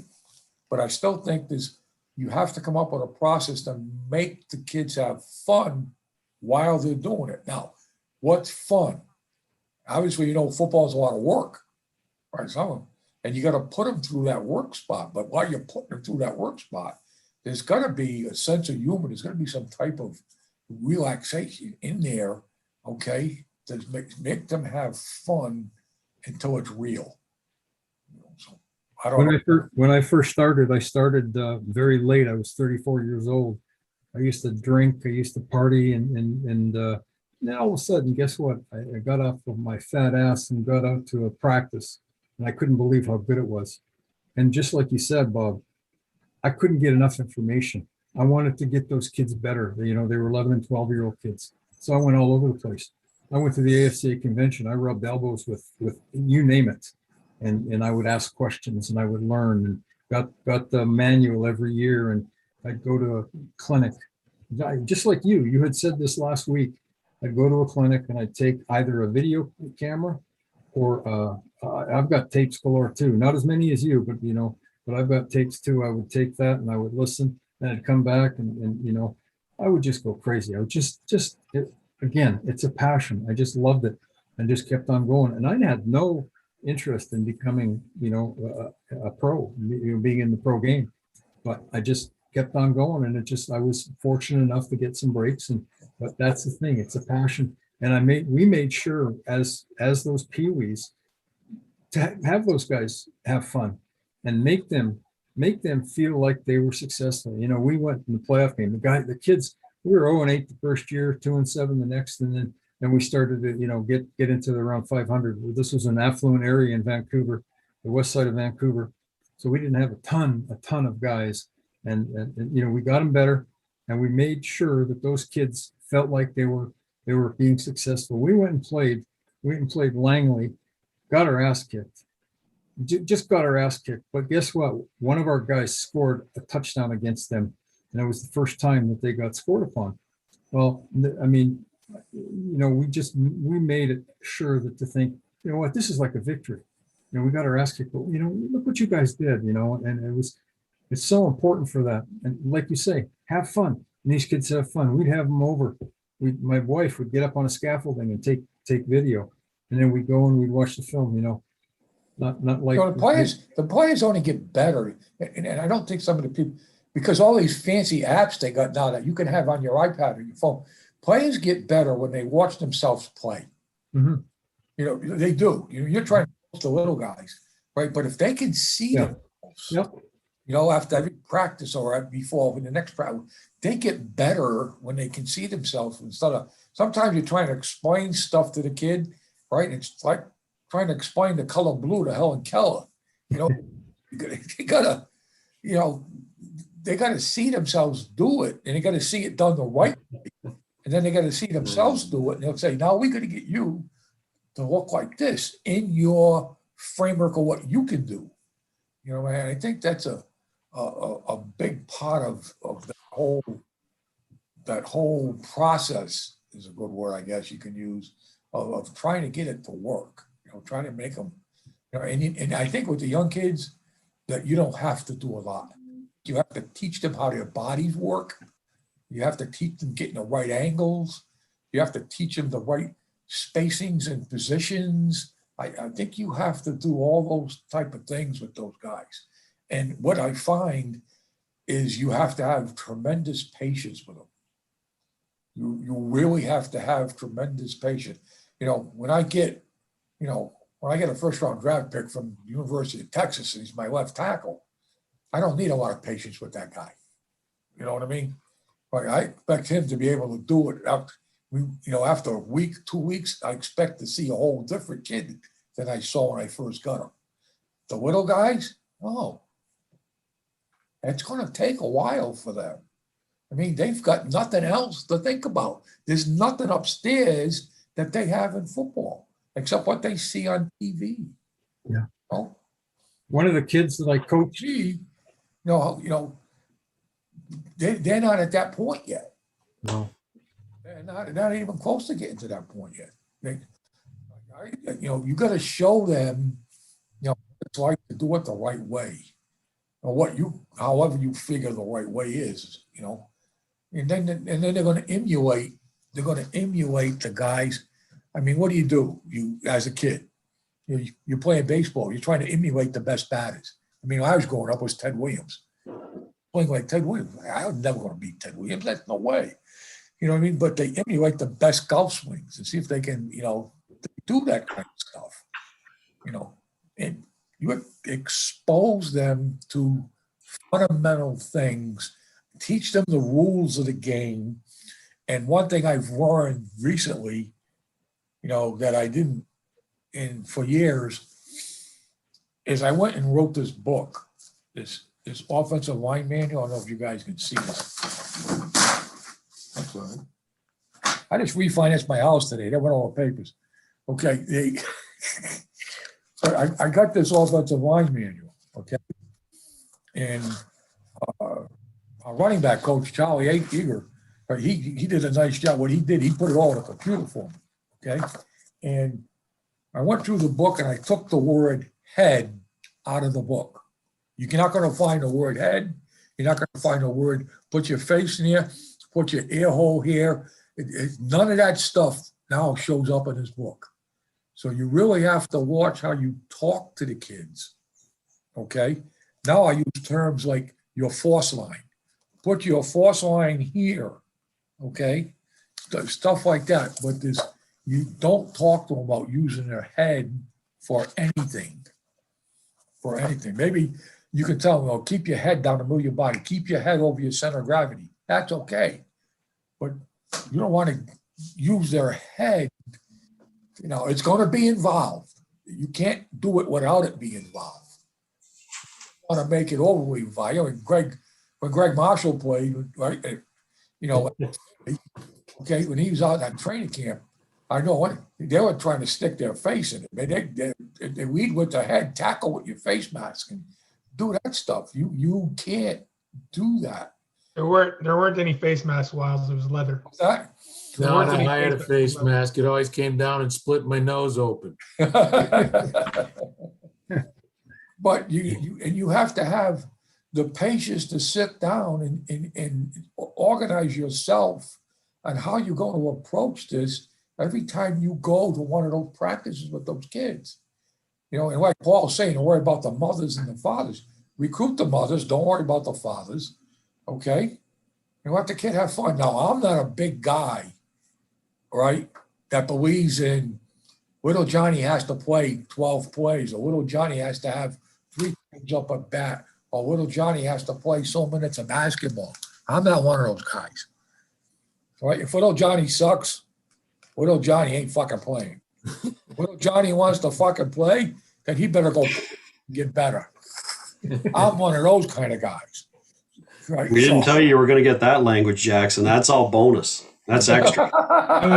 I was aware it was in the potential. I guess my point, I don't disagree with you on anything, Coach. Like I totally agree. And you know, this would be my 6th summer as a head coach and not going to the cottage and doing all that. And I've loved every minute of it. I'm just saying it to me, in my experience, when you look at whether it's the high school game or younger, it's people are looking to do the best with what they can in terms of the number of volunteers that they have, right? It's a volunteer based business up here. And that's, I think, very different from, obviously, I know there's a lot of jobs that you work that you don't get paid a ton, but when we're looking at, you know, growing the game from the Canadian grassroots perspective, I think we just need to empower more people to feel like they can go coach. Like, I think if you polled all the, you know, even some of my former players maybe who are now, you know, in their early mid-20s, some of the guys are, hey, coach, would you mind if I, you know, come back and help coach? I'm like, yeah, why didn't you ask me sooner? You know what I mean? I think if there's more resources available, whether it's maybe a parent that, you know, played football when they were in high school, or maybe they didn't at all, but they just want to go, you know, like you were saying, Sharps with the soccer team, like, hey, my kid's got interested in this and I want to help them have a good experience. I think the more resources we can create to help those people feel empowered to do it. And that's how you catch the passion for it, right? Like, I started coaching because I needed something to do in the summer when I was still playing. And you know, I got to call plays for like 30 minutes. The guy was away and I was like, man, that's what I want to do, you know? And so that, I think we just need the more people that get in touch with the game. I think after either they're done playing or maybe they never played, in terms of the youth level, I think that's going to help us out a ton, because from a volunteer standpoint, you know, it's anytime you're looking for volunteers, it's hard to find, right? And I think the more people that feel, hey, I might not to be totally comfortable with this, but I could be if I had, you know, a little more access to whether it's resources like stuff like this, you know, because it's amazing. Like, there's guys on here have been on here for an hour and a half, you know, that are people that might be kind of hubs of that energy that we're trying to spread to, you know, other people to get involved with coaching. It's just, I think right now it's kind of hard. It's an intimidating game to get into. I think as a new coach, if you're looking to get into it as a new coach, it's a little easier with basketball. Everyone plays basketball in gym class. You know what I mean? Everybody plays soccer in gym class, but, you know, there's not a lot of people that play 12 and 12 high quality football that can then come back and continue to invigorate the game at the community level. And I think that at the community level, you know, that's something, you know, I think that the bigger clubs, like I look at me as the varsity head coach, it's my job to make sure those resources are available to people that might want to volunteer at the younger age groups within our program. That was just kind of where I was going with that. Not that, you know, people shouldn't be excited to be a part of the coaching profession. Obviously that's what we all do, but you know, that to have more people feel like, hey, I can step out of my comfort zone and maybe take on a coaching role at a, you know, and whatever it is, whether it's flag up until they're, you know, a certain age or whatever, I think that would be really meaningful on this side of the border to help with volunteers. I think there's too, for safety reasons, And I was, when I first started, they take CPR courses. You know what I mean? As a coach, you had to have some of that ability, because if you got a kid that ain't breathing out there, heaven forbid, okay, you don't have trainers at that level. You don't always have doctors running around like in the NFL. You travel with, a neurologist and an internist, an orthopedic surgeon. You don't have those guys that are right there with you every day. Okay, you're out in that practice field with those little kids, and it's you. Okay, so you better be trained. If that kid stops breathing, how am I going to get him to stop breathing again? So for the youth football coaches and the guys that you don't have access to the medical staffs and stuff, you better start learning about that stuff too. It's just not the coaching. I was going to piggyback because I agree. Like, I think a lot of the things we talked about is like very good. Like, the coaches have a big responsibility in bringing the fun and being educated and doing it the right way and teach them from the grassroots. And a bit to piggyback on what Jackson was talking about, like one of the things that I want to throw out here, because there's a lot of people that care about Canadian football game, is, our government throws a lot of money at sports, believe it or not. But unfortunately, football gets a very, very small portion of that. And a lot to do with earn the podium, and a lot of money goes to sports that are in the Olympics. But basically, if you were not aware, Football Canada would get less funding than Ping Pong Canada.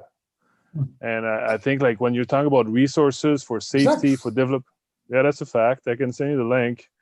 And that's the last data I have from like 2018, 2019, but it's been like that for years. What's the equipment budget for Ping Pong Canada? But it's an Olympic sport, so they get a lot of funding. So it's not the only sport. I pick one because it's a bit, but like racquetball gets more money, I believe. There's a bunch of, we're way down the list. JP, to jump in on that, I really, that's a good segue, because the one thing, like Jackson, like Paul getting Jackson and I hooked up, and Paul doing what he's done so far with us, and Craig and Jim Cooper and all the guys, and Coach Marshall joining us tonight, and like all the names on the screen. Interestingly enough, that's what Aaron Geisler's trying to do, right? Right now, Ontario's been just trying to herd cats, right? And that's what Aaron's trying to do. And I know Jackson's had a meeting with him, and I've got a meeting on Friday, and Jim Cooper's talked to him, and right, lots of guys on this call. And so I think this is kind of, again, where I always keep saying this, right? Like, this is why we did what we did, trying to get this running. And, interestingly, tonight we had a couple of our main X's and O's presenters not come, but this is really important conversation, right? And I think this is again where I kind of want to go back at some point here. We need to talk kind of what Coach Marshall talked about, because I know Coach Nicholas also commented that flag football, right? In Peterborough, we've got that starting up here when we get back on the field. And I think we need the CFL and U Sport to join us, the CJFL, so that kids know there is a path to get on to get university to play football at a higher level.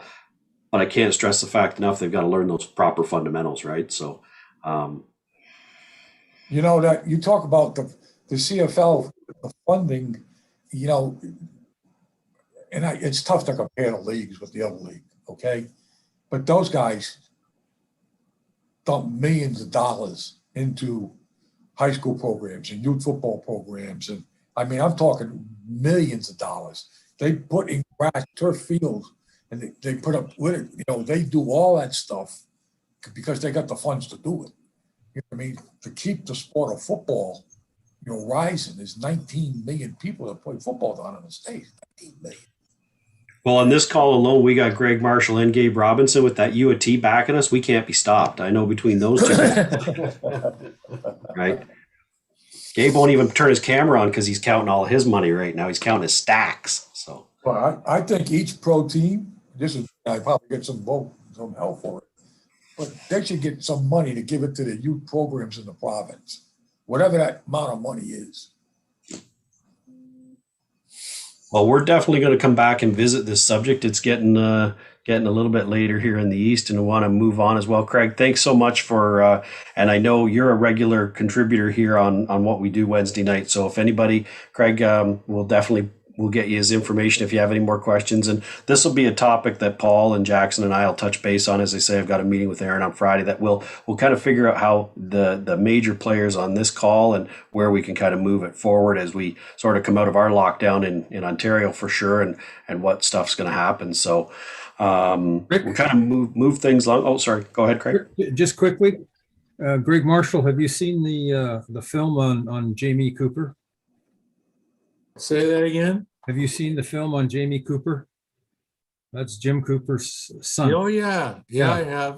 I just wanted to put a good word in for my buddy Coop and his son, because just like you're all saying, it's tough for these high school kids. And Jamie's had a tough time, and that kid's got some skills. I just wanted to put that out there.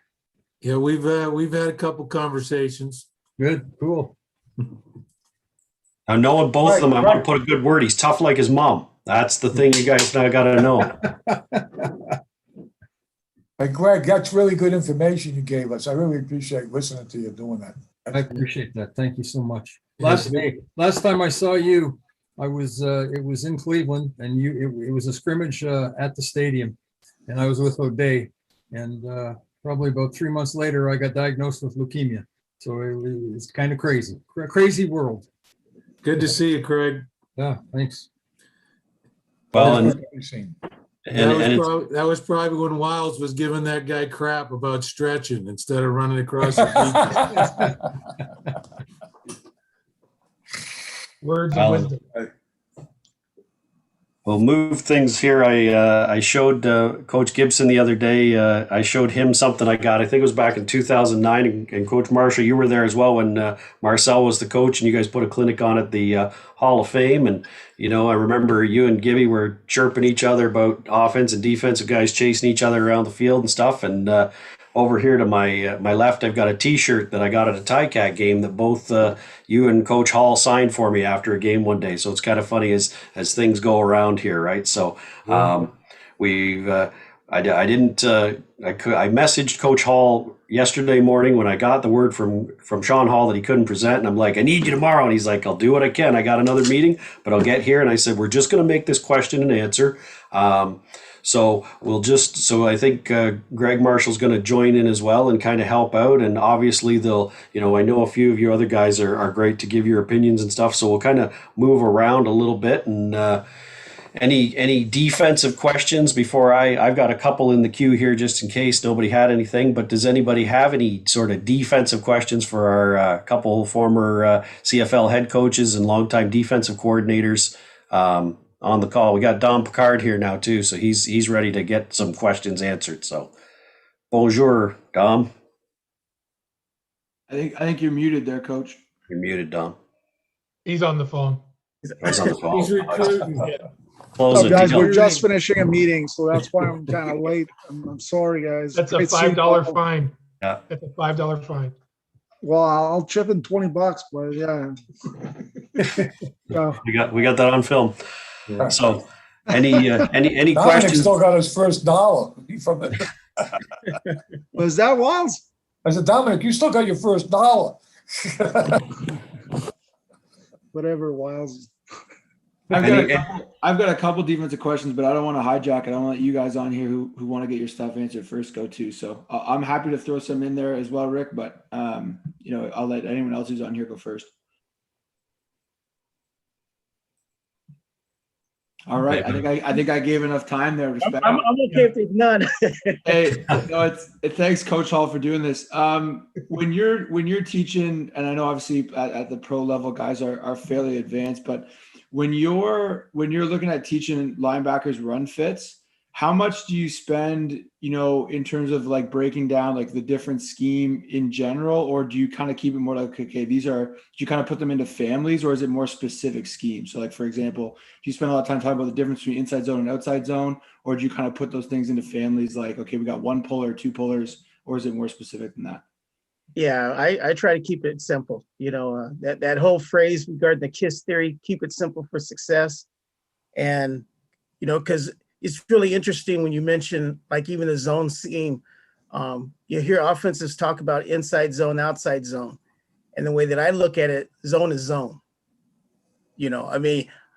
what's an inside, what's an outside, you know, is it the way that the offensive line moves? It's still zone for us. So, you know, we just kind of talk about, you know, when you talk about run fits, you know, what's your gap responsibility is just understand that your gap is going to move and how you fit. You know, if it's a wide zone, then your gap is going to be wider.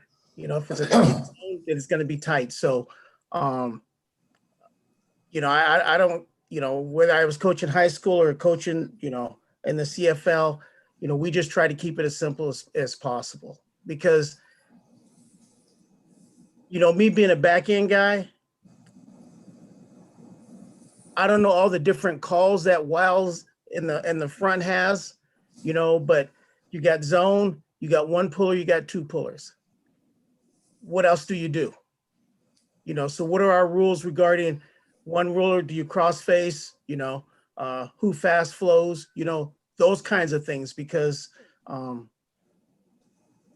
mean, to me that's all it is. You know, I mean, just trying to keep it simple and just try to understand. You know, offensively, there, you know, it's all about numbers. You know, do they get one extra guy? If they're pulling somebody, we have to have somebody to get over there. So we have numbers with them. You know, our A gap moves, our B gap moves. You know, so where do you fit? You know, if I'm a B gap, then I'm a B gap. You know, so you know, that's what I try to do is just try to keep it simple. You know, now Marshall, you know, the guys that have coached and more familiar, you know, with the front might say differently, but that's what we try to do. You know, we try to create an environment where how can we get the guys to play fast, you know, where they don't have to do a lot of thinking, you know, and try to keep it simple. You know, there's going to be a little gray area, but how can we make it black and white? You know, so I don't know if that answers your question, but that at least that's my way of looking at it. No, for sure. Thank you. Appreciate it. And again, I have some more I can run off, and I know Rick, you got some too. But if anyone else has any, I don't want to take up too much of the time on here, so I'll hold until we get enough silence. I can tell you one thing. I can tell you one thing. That defense works. What he was just talking about. That shit works. The What other thing, Marshall has to say, you know, because I mean he's a front guy. the other thing, Jackson, on that is you talk to your linebackers in relationship to, you know, where did you start in relationship to the ball carrier? Were you a front side gap or were you a backside gap, right? Because you don't want to have everybody overflowing the ball, right? So maintaining leverage is a part of it. And then the other part of it is, you know, the down linemen sometimes lose their gap. The linebackers have an opportunity to make them right. Yeah. You know, so those are the things that we talk about as much as anything. The linebackers, you know, they're flowing and they can make the down lineman right. If he ends up he's supposed to be in the B gap, he ends up in the A gap. Well, the linebacker can flow to the B gap now, but maintain your leverage, you know. And Richie and I are pretty synced on a lot of this stuff because we started out together back in '94. I didn't know shit about the back end. He didn't know shit about the front end. So all we did was we spent our time, you know, he taught me a lot about coverages and I taught him a lot about the fronts and stunts and all that stuff. And, you know, obviously we've gone our separate ways over the years and morphed in some different ideas, but a lot of the things that we learned and started out with came from what he taught me as far as coverages and teaching DBs and that type of stuff. And, you know, and we still get together once a year at least and chat and exchange ideas. And, you know, what about this? I saw you guys do this on TV, you know, and that type of thing. So that's kind of how our stuff's evolved. Well, Mike had a great question that kind of segues between the front end guy and the back end guy. So how do you manage your SAM linebackers in practice to get them the development that they need for that diverse skill set that they have to have? So how do you guys split them up during practice? Go ahead, Richie. I don't see it so much as I don't see it so much as splitting them up. It's, when you talk about that Sam linebacker, we call it our dime, so it's really dictated where he's going to be at by what the offensive personnel is. If the offense is running with the one back, then the dime's out the box, so he doesn't have to worry about it. And all of a sudden you have a fullback. Then let's just say this, because I know Wiles is what our dime does in our base defense. We're not asking him to do anything special. He's going to be an I can get off the call if it makes you feel uncomfortable. No, Wiles, I don't feel uncomfortable. You know what we do. He's going to be an overhang player, or he's going to be a D gap player. So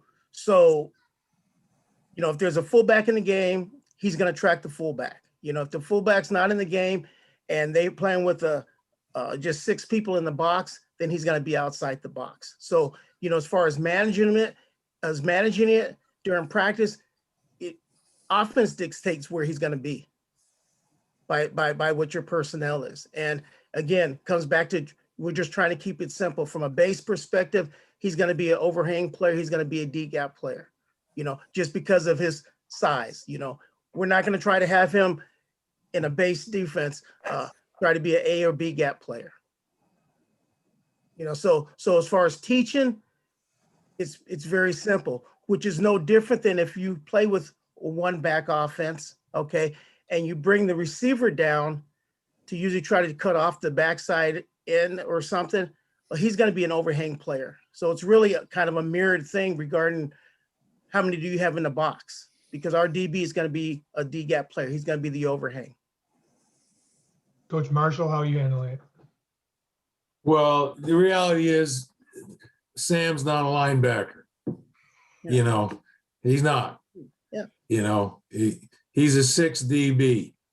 And then I've done it both ways. Like Richie's talked about, where, Sam's always going to be the D gap player, so he's not getting exposed to the old lineman as much, in the box. But I also have done it where we bumped because it makes it tougher for the old line, it makes it tougher for the offense when you're bumping the backers, than if you just automatically, if you're automatically putting them in the D gap. But then that creates some challenges for your defensive guys. Can they handle it or not? So, based on the skill set of the guys I've had at Sam, I've done it both ways. But the reality is he's a DB. He's not a line. And our guy spends more time with the DBs than he does with the linebackers. And the game has changed. I know when Marshall and I got, when we started together, our linebackers bumped. Okay. But it was basically a 2-back league. So you had your Sam, Mac, and Will, so they just bumped you. I was I could be a B gap player or I can be a D gap player, if I was one of the edge players, so I think one of the things that Greg, we mentioned regarding the challenges, I think one of the challenges that we have when we do bump, because it's not something that we do all the time. So really it's being able to train your eyes, okay? Yeah. Because of what we call the BTL, when they bring the fullback or another back or another receiver across the formation post snap, okay? How everyone has to slide, how everyone gaps change on the run, so just because he comes into the box doesn't mean that he's going across. So it's being able to train your eyes to make sure that we're all on the same page, because if we're not on the same page, then you have 2 guys in one gap and now you're not sound. Now, when you guys are watching, as Coach Marshall, this is more for you, JP, the guys that are more U Sport. The high school level, are they still running more of that true 4-3 defense when Sam's in the box because of the 20 personnel? I don't know how many of them are actually using tight ends, but more the 20 personnel sets. Yeah, they tend to be more true linebacker types, you end up recruiting a guy that played Sam in high school, he probably ends up being a Will. Yeah. Kind of thing. So No, it's hard to find. That's the hardest position to find is the Sam. You know, you get one of those guys, they're money. You know, whatever league you're in. Yeah. This is a question sort of that I did have written down for Craig, and then we talked about other things. So sort of for the three of you guys, from a high school or that all-star rep type thing, what have you found over your years that, as you just said, Coach Marshall, like they're hard to find and gold when you do find them? What are some of those main skills we should be looking for and trying to further develop as younger coaches? Or Craig, Richie, and Greg. You know, just listening to Craig when he was talking about, you know, scouting and stuff, as much as I don't like using it, you know, like speed kills. You know, if you can find someone that can run, you know, even though that's not the be all to end all, because there's a lot of fast guys that can't play. You know, everyone runs 4.3, but when you see them on the football field, they play like they play at 4.9. You know, so, you know, when you know, the things that I like, it's not so much the speed aspect, even though speed does kill, is athleticism, you know, the ability to move laterally. Because when you talk about their speed, how often do they have to run? Well, hopefully defensively, we're not running 40 yards all the time or a lot, you know. So, you know, those, you know, I was a big shuttle guy, you know, to change the directions regarding that explosiveness in that quickness area, you know, a 20-yard, 10 to 20-yard quickness. I think in order to play football, you got to be tough. There's got to be a certain amount of your mental toughness, because it is a physical game. Everyone doesn't like contact, but there's going to be contact, you know. So it was interesting when you guys were talking about the discussion regarding getting young people, you know, how do you keep them involved, you know, the fun aspect of it. One of the things that seems like, even though I'm not around them a lot, it's just how much do kids nowadays try to, they don't play as many sports, seem like, as they used to, you know, back in the olden days, you know, even talking to Greg, you know, we were 3-sport people: football, basketball, baseball. You know, now people are focusing on one sport. And I always think it's important that you play as many, you know, just because from the competitiveness, from the cross training, from just developing different skill sets, you know, keeping yourself involved. Where I remember going to high school where, you know, we had basketball players that they were good athletes, but I'm going to focus on just basketball. And I just never understood that. I always thought that to encourage the players to play all sports, you know, later on in life, or later on when you get to, you know, high school, you can start focusing on one. But I think as a youngster coming up, you want to try to play as many sports as possible. That's just something I have brainwashed in my head. You know, I just think that's really great for a young player, because there's too many times where I hear parents talking about, you know, we're sending this kid to this camp and this camp, this camp. It's just one sport. You know, provide some variety for them. You know, because, you know, if you're pushing down their throat at a young age, by the time they get to high school, heck, they might hate the sport. You know, so. You know, one of the things that I look for with players is, you know, do you play other sports? You know, is it just football, even at our level? You know, it's great to hear them play basketball. I love watching players play basketball, because you got to use a lot of muscle groups, a lot of you see a lot of athleticism when they play when they play football. You know, so. Yeah, I think that's a big mistake too. I look for kids that play more than one sport if possible, you know, and as Richie said, I mean, things have changed so much. I mean, I remember coaching my daughters basketball in the off season, and I had girls that were playing volleyball and basketball, and one couple kids came to me and said, "Coach, I can't come to the game on Saturday." And I said, "How come?" I said, "Well, we got volleyball practice." I said, "Well, okay, you got practice. We got a game." He says, "Yeah, but my coach says if I miss practice, I won't play in the next couple games." And I said, "Well, what if I was a dick like that, coach, and said the same thing to you? What are you gonna do?" We can't I don't think you should put the restrictions on kids. If they're good enough to be playing 2 or 3 different things and they can balance school and all that stuff, let them do it. I mean, because who knows what their passion's going to end up being. I use my own personal experience. Hell, I was going to be a baseball player. The reason I became a football player is I got a scholarship in college. I said, okay, I'm going to be a football player now, and then I grew into it, but my whole deal was I even had the deal. I chose to go to Oregon State for football because they were going to let me play baseball too.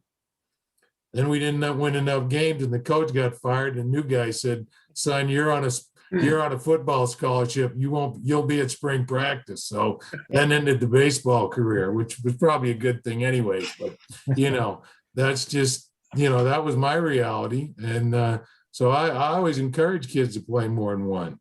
I think, as Richie says, you develop more skills. You do, they talk about cross training. Well, there you go. Without having to pay somebody to put you through it, you're cross training, so. It's not only, I agree with both you guys, it's not only playing a different sport for the athletic ability to do it. I think what it does is it makes you solve different problems. You have to think differently when you're playing basketball than you do football. You have to think differently when you're playing baseball than you do basketball. So your mind is solving different problems that's happening in that sport, which is good. Right. I think that's just as important as your body's using different muscles and different skills to play that sport. Yeah, my problem in basketball was how to get my ass off the bench. Well, you wouldn't have to play very long because you fall out in the first 10 minutes. That too. Use them. If you got 5, use 5. It's different experiences. You go from being the top dog to you're getting off the bench at the end of the game. Because you got some, but hey, I still enjoyed it. But it taught me some things. So teach you a lot about yourself. But I wouldn't have traded it for anything. I would have been lost if I wasn't playing a sport during the winter, There's another thing for you young fathers. I think you expose it. My dad did this years in 60, how many years? How old am I? Too old. But we had the football, basketball, baseball, just what Richie was talking about. But he also exposed us to the lifetime sports. He exposed us to the swimming, to the tennis, to the golf. Sports you can do, Joe Thomas retires a couple of years back. He retires at 33 years old. He's done playing at 33 years old. Okay, the lifespan is a lot longer than 33 years old, right? So if you can play golf or tennis or sport, you can do that when you're 90. If you can still walk and swing the club, right? So I think you have to expose your children to the lifetime sports as well as the football, basketball, baseball, hockey, and the other sports. It's tough to learn the lifetime sports when you're 35. Try starting to learn how to play golf when you're 35. Oh my God. Want to see something ugly? Country club membership helps with all those, though. Never had that. When I did my last talk, I was talking about certain things, obviously, that I look for. And, Richie brought up some good points with regards to speed, change of direction. And I think a lot of what you can do with the kids when they're young is really work on their flexibility and hands. Hands in football is critical. You take a look at all the different positions as a defensive lineman. What do they do? they're grabbing cloth, they're yanking, they're doing all these things with the hands, strengthening, make sure they're doing stuff like that. Offensive linemen would, I heard in the meetings in 2004, I heard Durazio say fracture, I don't know how many times, using those hands, everybody, heavy hands. But, the hands are critical in this game. And I think that at a young age, if kids could learn that, it can certainly help later on with regards to their development in the game of football. And obviously toughness, toughness is, I don't know if you can become tough. There's That's a great point, Greg. That's a great point, because I think all pro players, I'm just going by pro, all pro players play too high, and all pro players' hands are terrible. Yeah. Well, I see, I've scratched my head, watching some university kids and, just wondering what the hell. I mean, you're playing university ball and your hands, you're not using your hands. It's incredible. And the other thing is, especially obviously at the offensive line, get those kids bending their knees, and just that posture.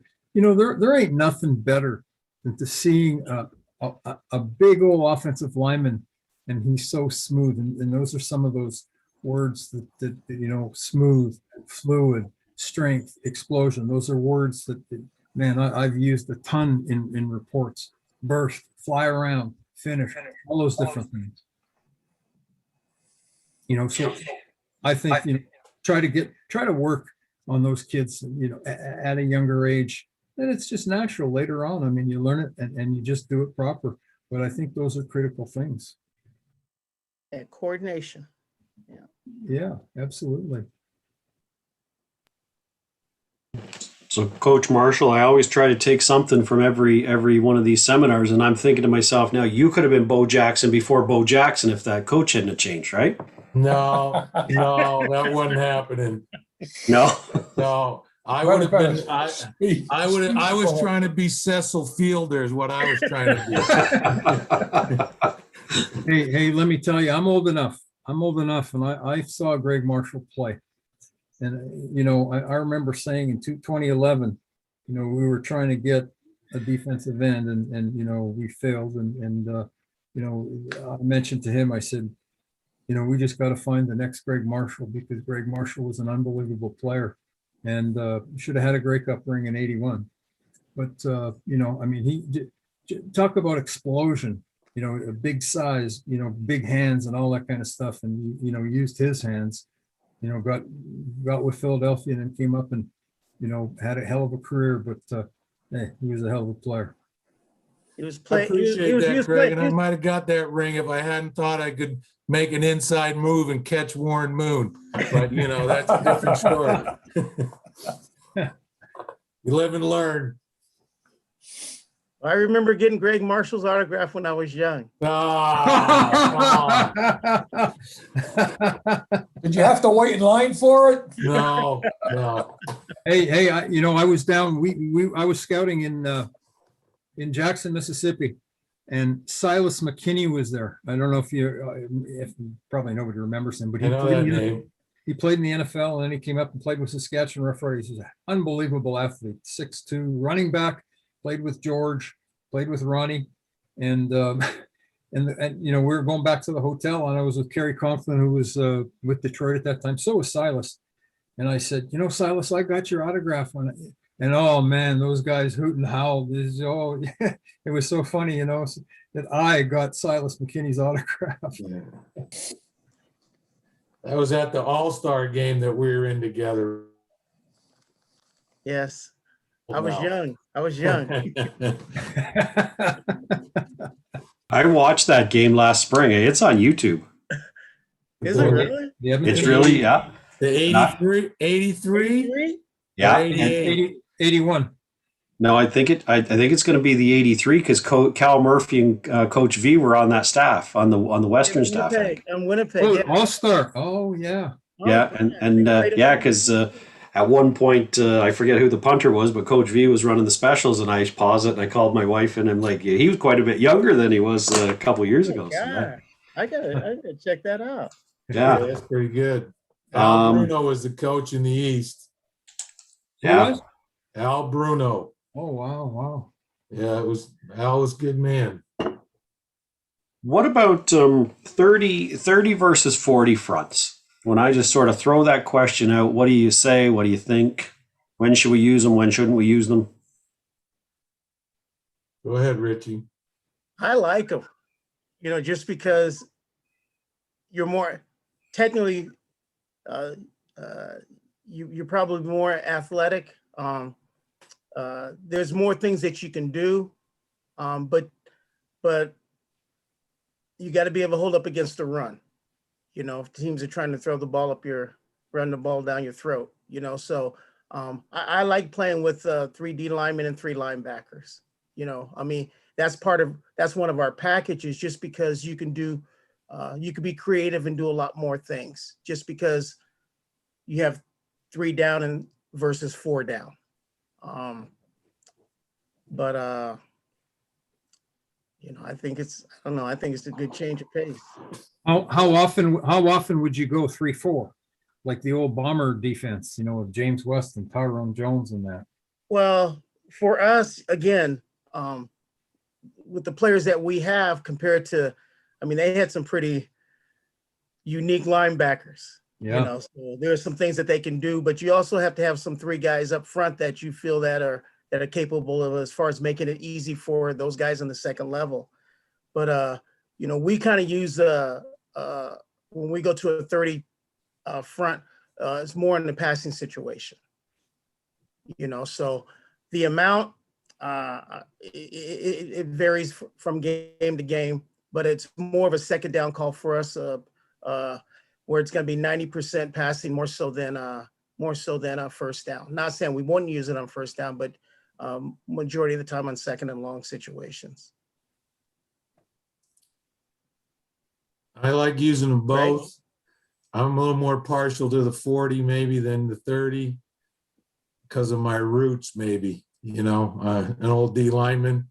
But I know this, the easiest way to coach defense is get 4 war daddies up front, turn them loose, and you can do whatever you want in the back end. Yeah.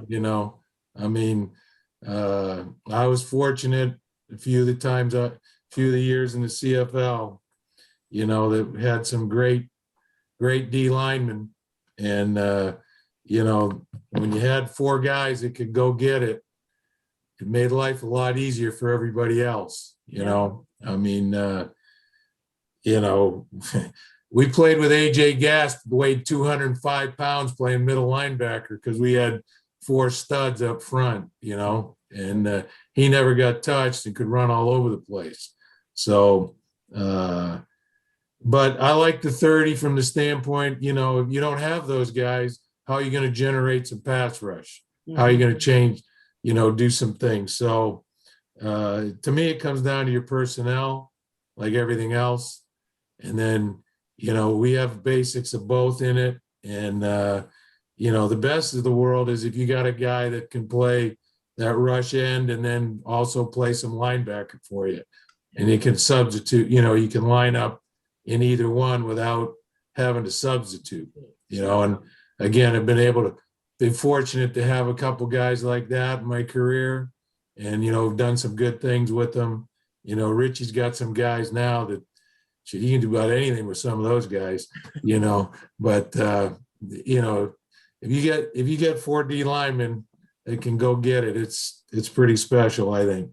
Yeah. And when you look at what 2 years ago regarding us, the reason that we had the results that we did was those 4 guys up front dominated in each game.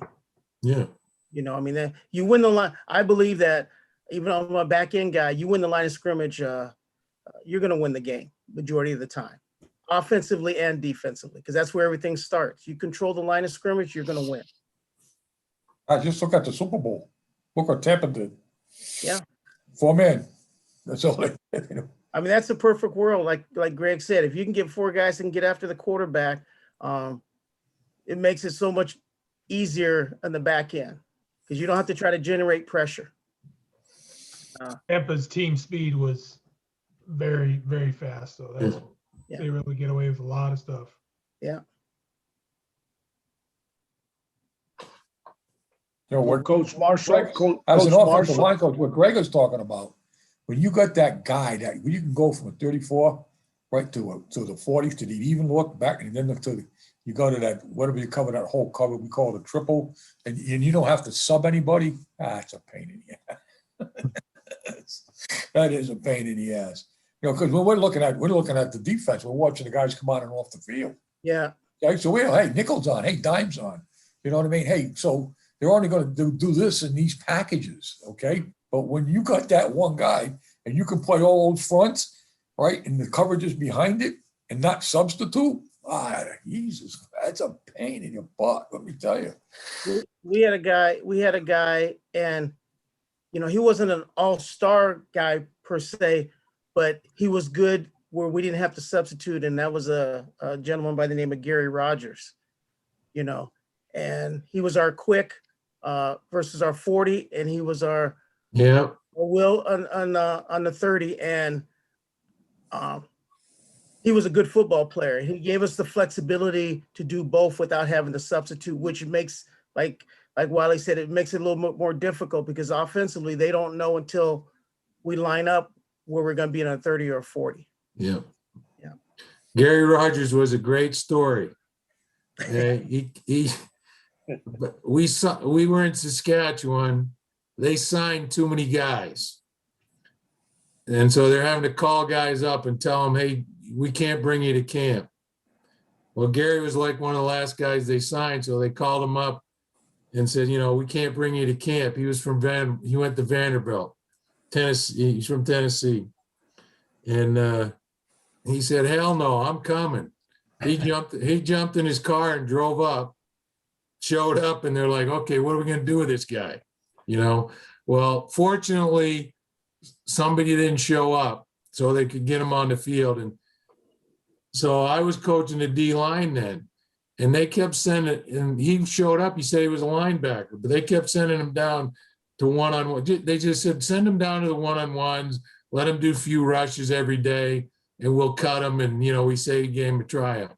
Well, shit, he's down there kicking everybody's butt for the first 3 days. And I said, hey, I don't know what we're going to do with Rogers, but nobody can block him.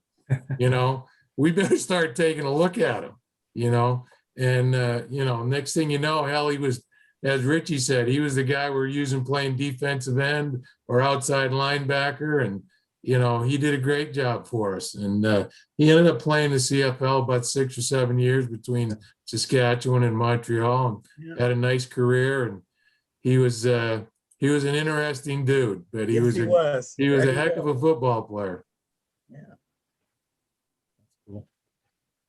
Dom, did I see you on mute there for a sec? Sure. Question for you, Greg. Like I first started playing, you played a lot of Cowboy Redskin front, right? And then you started to migrate to a 40 wide with the Mac Mug. And I wanted to know why you got away from Cowboy Redskin and then you started playing that front there, because you love to twist for the gap exchange with the zone read, right? But like, yeah, you got away from Cowboy Redskin. So I always wondered why, like, you started to migrate and just got away from Cowboy Redskin. We were trying to put our middle linebacker on the weak link of the old line, so we wanted to line him up on the centers like you, Dom. That's why. Oh shit! No, that's not true. That's not true at all. Fair enough. No, it was just a different look, really. We weren't doing too much different, you know. We went a little bit of the wide stuff just to put 2 B gap players to take away a little bit of zone thing. If you remember, a lot of teams at that time were running, you know, the old shovel look and stuff. So having 2 B gap players helped with some of that shovel stuff. And, you know, and then putting the Mac on the center was just a little different look than putting the nose on, a little bit more athletic guy, and just trying to give you a different look. And, you know, probably more of that, than anything. But it had a lot to do, to be honest with you, with some of the shovel stuff. Pow. You had to practice blocking it. Yeah, and the other part of it, Dom, is this. It really wasn't a whole lot different from some of the stuff we did in Cowboy and Redskin, which I've been politically correct and changed the name now. So, particularly being at a university, I didn't want somebody coming down on me, so anyway. What did you change it to? Yeah, but the deal was, it's a different look. We did a lot of the same things out of it. Okay, but for the offense, it was something, it looked different, All right. Just like the offense, you change formations and run the same play, right? Right. Different, same girl, different dress, right? Kind of thing, Sure. Right, makes sense, because there was stuff like on zone read, like you'd get three guys involved instead of just a tackle. So with the gap exchange on the backside, yeah. So we had to take some reps and try to practice that over and over, so the center wouldn't turn and then leave the loose backer on top making the play, right? So it was good. Like, it was just, I was curious. So thanks for the answer. Okay. I'm sure 50% of the answer you gave is true, so that's fine. No, Dom, I'm just pulling your chain. I was your biggest fan when you were coming out in the draft. You know that. I remember, yeah, it's been a long time. I was on the table in the draft room to pick you when you came up. Believe me, you know that. I know. Appreciate it. And you also don't know this. Okay, and Craig will tell you, okay, when we were during my short stint in Saskatchewan, and you were going to be coming up as a free agent, I was already pumping your tires. Unfortunately, they ran my ass out of there before you got there, but I was pumping your tires hard that we needed to get you over there. So, thank you. Appreciate it. I've got another question if we don't have another one in here. Just in going back and watching some of the CFL film from 2019, and I didn't watch enough of that live as I should have, but it just seemed to me that there was a lot, maybe more than I'm used to seeing, like cut coverage. And I was wondering, in terms of coaching the corners, and obviously I guess it depends whether they're going to carry a vertical or not, but what are your big coaching points for teaching a corner to play the flat, and maybe if they're going to have to transition to the vertical, how do you get your guys to feel comfortable? Because I know coaching high school, it's one of the things we've done a lot is the cut to carry stuff from the boundary corner, and it's not an easy skill for guys to learn that might be new to it. Well, I think one of the biggest differences from years ago is just because you can't collision, after 5 yards. So it's more of a, we call it cut and carry. So it's more of a soft cut, more so than a hard cut. And you're just reading number two, so really the whole thing is, as long as number two is vertical, I'm vertical on number one. The things that we want to try to do is we want to play top down, so really cut coverage is only technically for when they run the 48 cut out there. Everything else, it almost looks like cover four. Okay, but offenses are smart. So regarding how the number two receiver comes out, regarding his momentum coming up the field, where he wants to not so much be on the same level. Okay, he wants to a lot of times be a little bit slower, just because that corner is really looking to jump that out, because that's really his first read. So I think one of the things you see in the CFL a lot, the corners, whether they're playing quarters or whether they're playing thirds, the technique is still the same. Okay, that doesn't change. It's just a matter of really where your free safety is. Is he in the middle of the field, or is he shaded one way or the other? But I just think that for the most part, no matter what team you go to, that's especially on the weak side. For the most part, he's playing a cut and carry more so than just a hard corner. Versus if you're playing thirds over there, the halfback is going to be low right now. With his corner, it depends on what the route combination is. What's up, Gibby? Do you guys, how do you play your corners?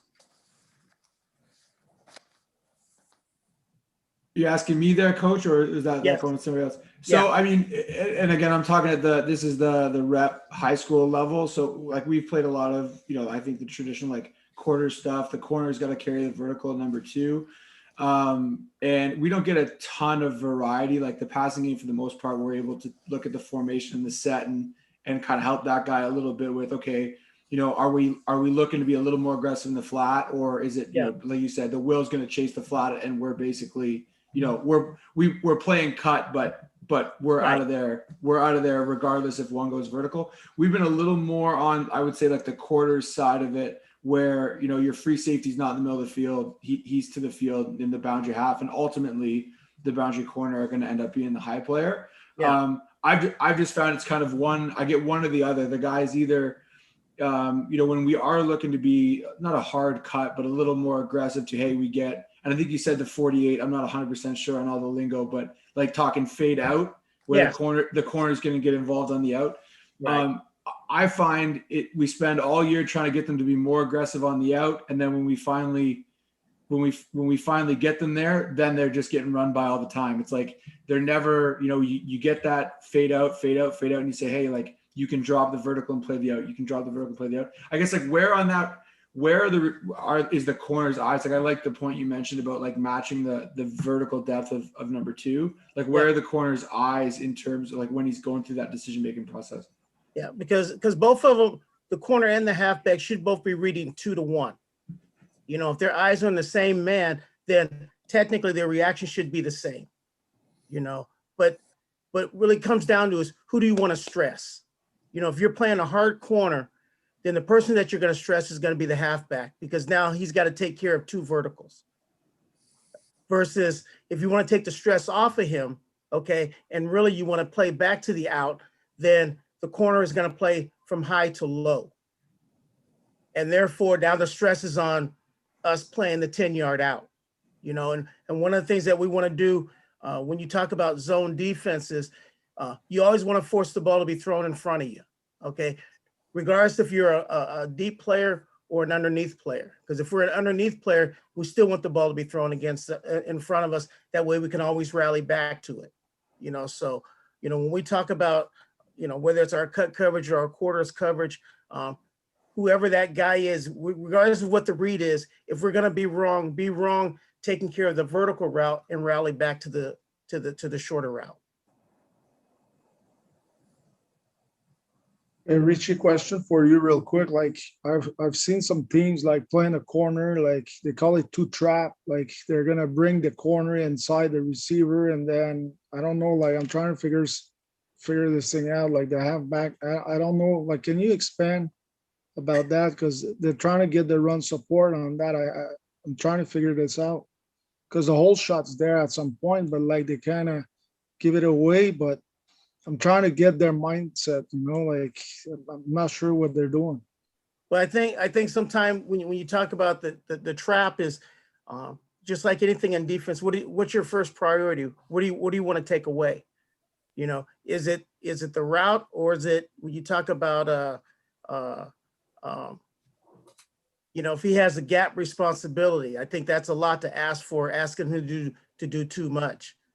So if you're talking about playing trap, then what he's trying to do is he's trying to steal an underneath route from outside in. Because really in trap, all he's doing is taking him and the halfback are switching responsibilities, right? And then if the corner's playing really like inside at some point he's kind of cheating, and then he's going on number 2 and then trying to like split both receivers, right? So there's the whole shot right there, like with the outside receiver. Well, You want to pattern read, I mean, you know where your eyes are, you know what your responsibilities are, but you also know you want to give the quarterback what he sees is not what he's always going to get. And it's that whole smoke and mirrors, how well can I disguise this? I know what my responsibilities are. I'm a low player. Okay. But how am I going to play that low? Sometime I might go right away. Sometime I might just sit back and just try to bait him. So to me, it's a guessing game that goes back and forth. I know our corners, they like playing the trap because they know this. 100% of the time, their responsibility is a low player. They don't have to run with the vertical. When we talk about playing trap, and that makes it real easy for them because they can see everything because they're playing outside in. So again, it's that guessing game. How well can we disguise coverage? How can we pattern read? Because still, your receiver is going to take you to the ball before the quarterback is. And understand this. If they got to run that 48 cut, if number 2's got to run that out, he's not going to run the out to you. He's going to what? They're taught to what? Just to hook it up. So you have to understand that you can't just sit there and wait for him. You got to make sure that you get the read and you're ready to be breaking downhill. Don't know if that makes sense to you. I know you're an offensive. Yeah, it does. I'll keep watching that stuff, but yeah, thanks. Appreciate it. The corner likes playing that too, because if you give up a deep ball, they're not talking about him. Right? On TV, they're talking about the other guy. Yep. Hey Dom, I'm not sure what you're seeing on film. I'm curious to see what you actually see on film, but a lot of like that trap, I'm not sure. Sometimes we're talking about the same thing but like one of the simple way I've seen it, like the corner's trying to play hold and the halfback is trying to play cut. Sorry, the corner is trying to play the halfback in hold and the halfback is playing corner. So like these, like they have the same rule, right? And it's nice because that half, a corner in hold is splitting 1 and 2 vertical. Well, that half is not in a bad spot when he's expanding. And same thing, that corner now is already outside in. But like in terms of rules, you could see that like, hey, they're just exchanging responsibility. So whatever you're teaching your half in hold, he's now the corner. And the halfback is now playing corner and hold coverage.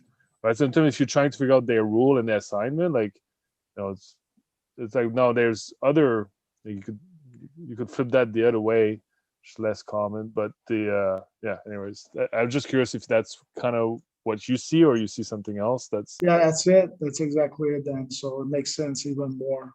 Appreciate it. Yeah. Hey, Coach Hall, can I ask you, you're talking about playing a cut corner, cut and carry corner, and he's reading 2-1. Will that change at all your thought process if you get a hop back on the snap now, or is he still going to play high to low and just the ball brings him down?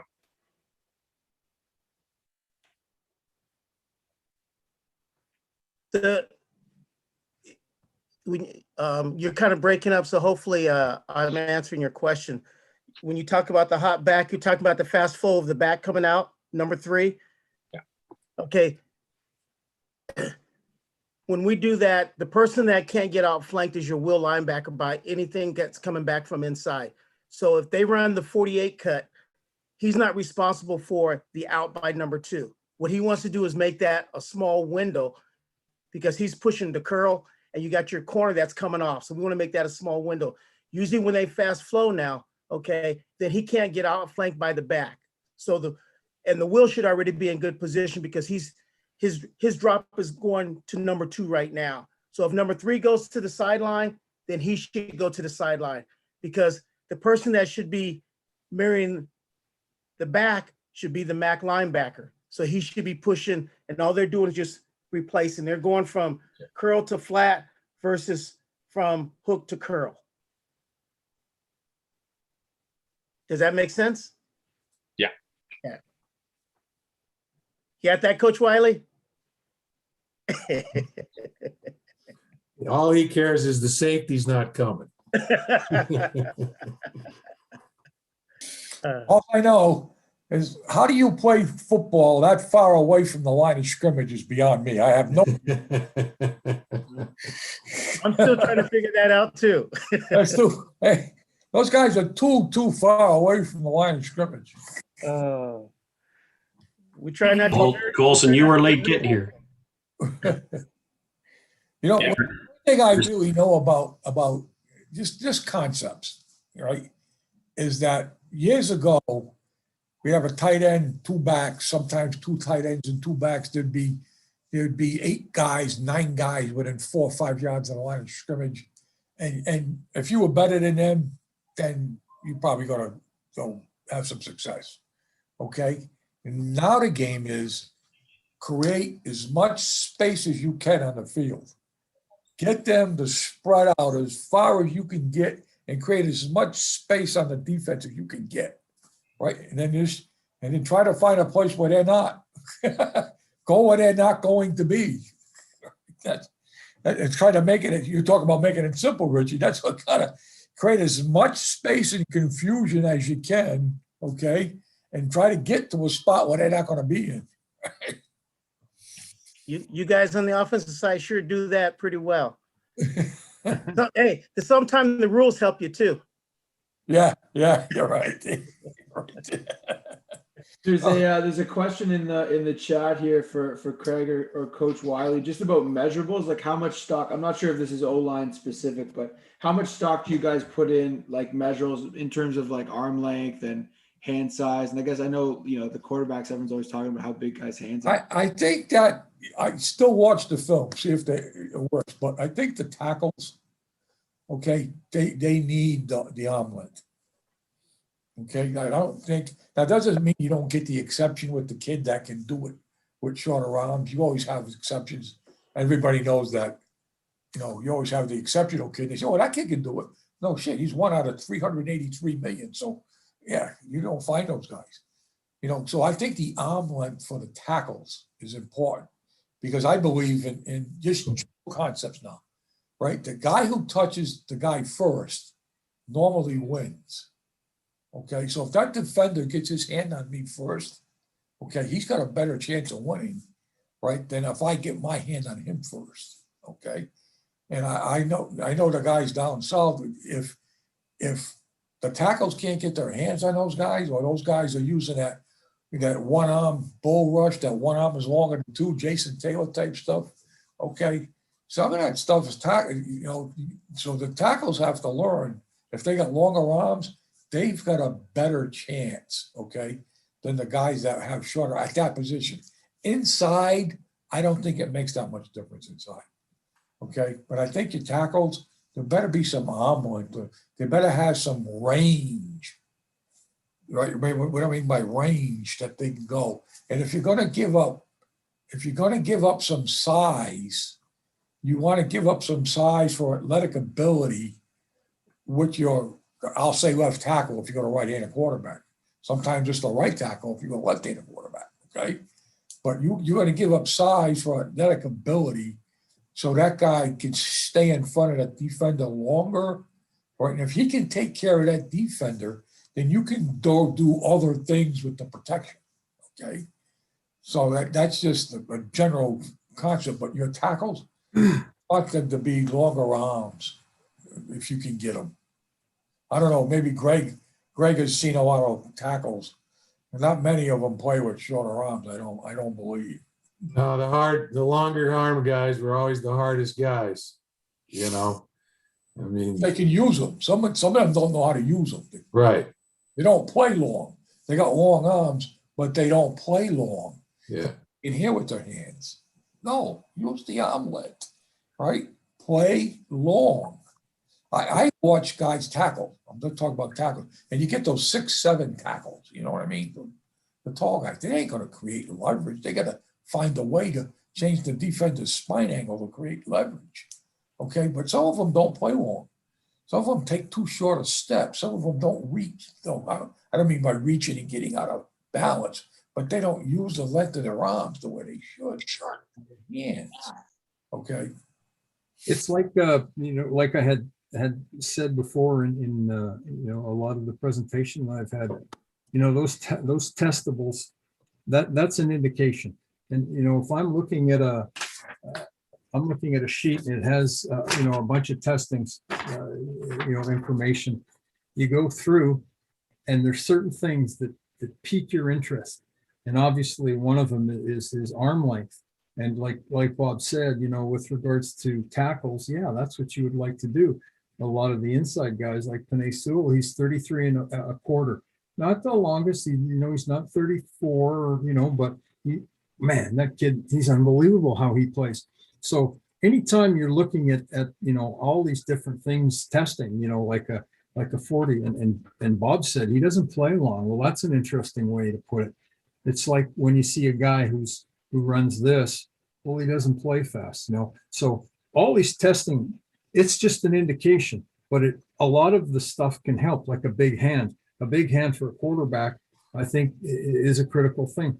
And especially in a wet situation, like Trevor Lawrence, his hand is a 10, that's a damn good size. I remember I was at the Senior Bowl and there was a Boston College tackle, and I can't remember the kid's name, but I think he had an 11.5-inch hand. And that's the biggest hand that I've ever seen. I mean, Costanzo, the kid that just retired from Indianapolis. What's his name? Costanzo, the kid that did he have big hand?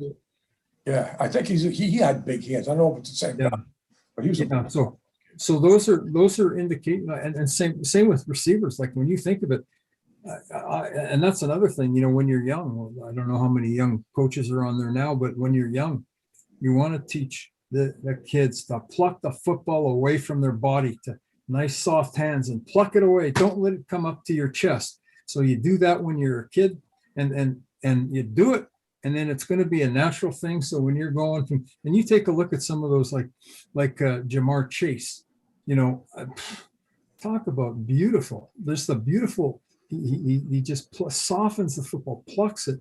So you're looking for guys like that. The other thing is carrying the football. If he's got a bigger hand, he's going to be able to carry the football, better. So I mean, those things are going to help a guy. But bottom line, you still got to cross the line. You still got to play football. You have to be a football player, and all those different things that you look, and us idiots with all the the stopwatches and that's an indicator, and some of that stuff can help you play football. But that has to carry on. I think the center has to have, it doesn't even have to have gigantic hands, but I think your center has to have good size hands. Yeah. He's got to stand on the ball. Well, in the wet, and if he's got a smaller hand, that could be tough. That could be a tough situation. And you know what it's like, man. If you get some bad snaps, that can kill you. I always have the centers snap right-handed, and I have them snap left-handed. Oh. Just in case you're trying to study me, Richie. The only reason I'm doing that, because I had a couple of centers one time that would break a thumb or break something and they couldn't snap at the right hand.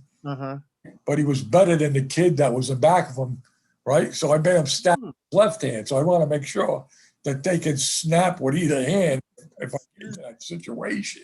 I never thought about that. That's interesting. It is. That's very interesting. Hey, Coach Hall, I wanted to keep. Another thing what the quarterbacks do, and I learned this from Sam, right? All the quarterbacks used to have to take a snap with one hand.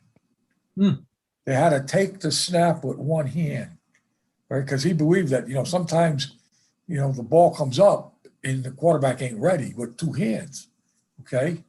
And so during practice, we have that center and quarterback exchange. There was a point in there where all the quarterbacks had to take a couple of snaps with just one hand under the center. Get the ball. Interesting, let me tell you. Yeah. JP, you had a question? Yeah, I was just gonna keep talking maybe more about cut, Coach Hall, but mostly because cut and you kind of talked about you played the same way. It sounded like in terms of the depth and the rules for the corner, whether the halfback is playing inside shade, like in single free safety, in cover two, potentially protecting the middle of the field more, or outside shade. So I was curious too that, the width of the corner and how important it is for you to try to drive the wideout inside. That's my first question. And if that changes, maybe if in true cover three with a single free safety, where that half is not that far away, or your thoughts on that? I think in theory on the chalkboard, we used to always say, force them inside, squeeze them, but in reality, they don't. So we end up, for the most part, we have our guys, all our guys start off with the inside out alignment, and he's still key in number 2, but you put yourself in a position where you can see number 2 and feel number 1 as a corner. Okay. And I'm forgetting your question. So I'm sorry. Yeah, you kind of answered it. Like, it was like how important it is for him to be driving that person inside, and if that changes based on if it's single middle of the field open or not, or like how far the half is. Yeah, yeah, their alignment always changes it. If I was teaching it in a perfect world, I would probably say you line up inside, but as you're coming out, you come out with a little bit of width. Okay, so body position, you'll end up head up or outside shade of number 1, but still looking back at number 2. Okay. Because the toughest thing is if losing sight or losing the feel of number 1.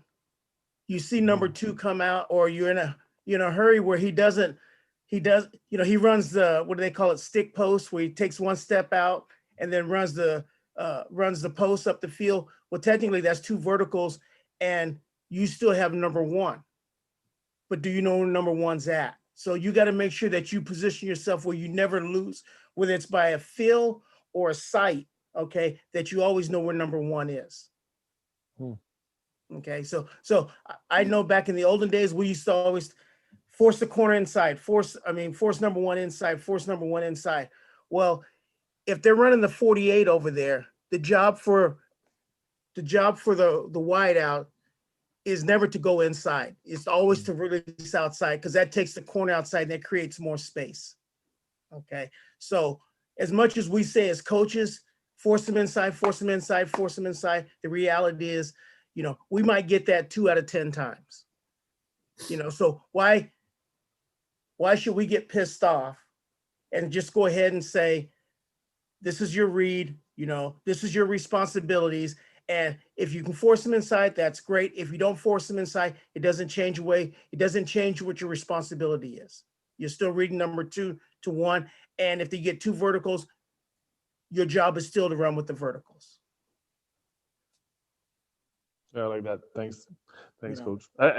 It's funny because I feel like, that, you from an offensive point of view, you hear Coach talk about like, it's just cut.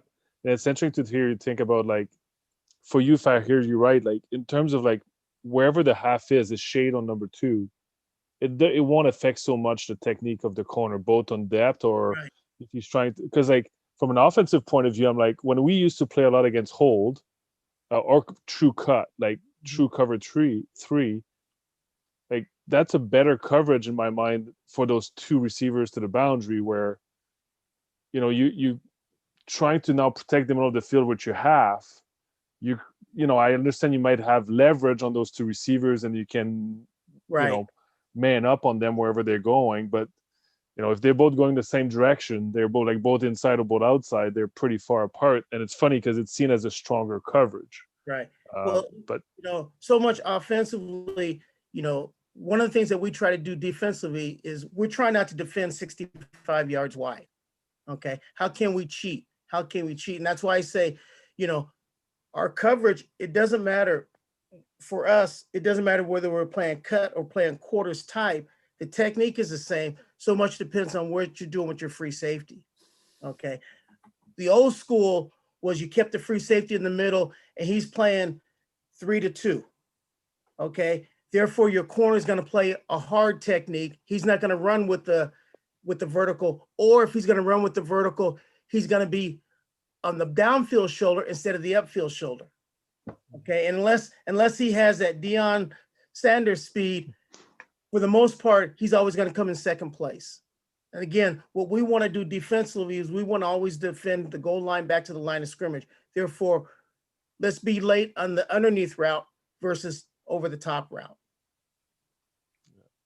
And then again, when you're playing the hard corner, you're stressing who? You're stressing the halfback, because his job is what? His job is to split 1 and 2. Well, if he's splitting 1 and 2, okay, then your free safety is splitting 3 and 2.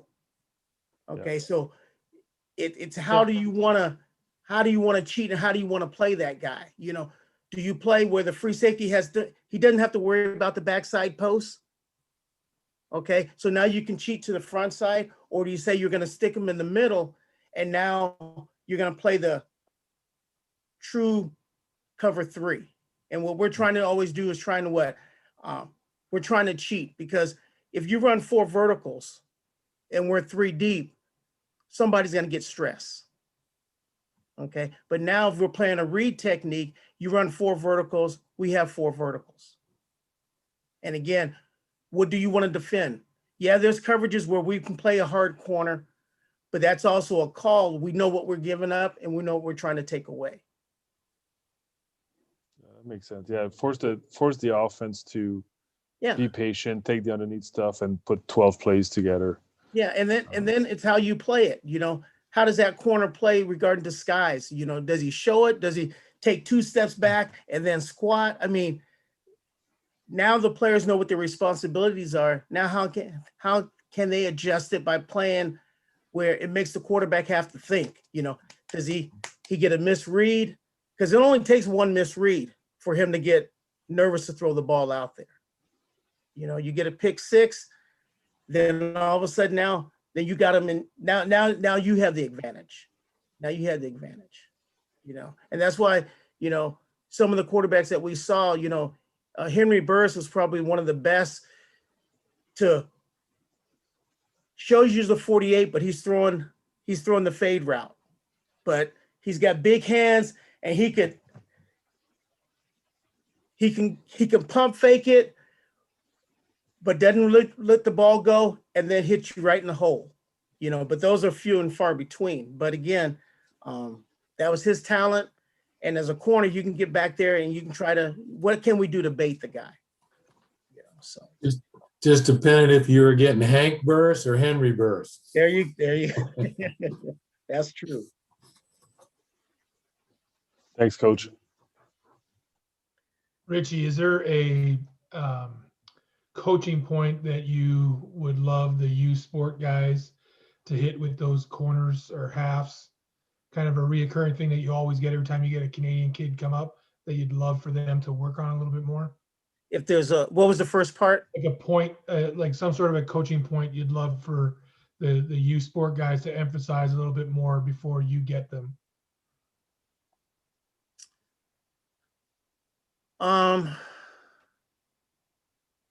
You know, I just think, you know, one of the advantages that you guys have versus the Americans coming up, I think, you know, the 2 things that advantageous for the players that play in Canada, regardless of what level, is they're used to the size of the field, okay, and they're used to the motion, okay, and you being used to the motion, I find the transition for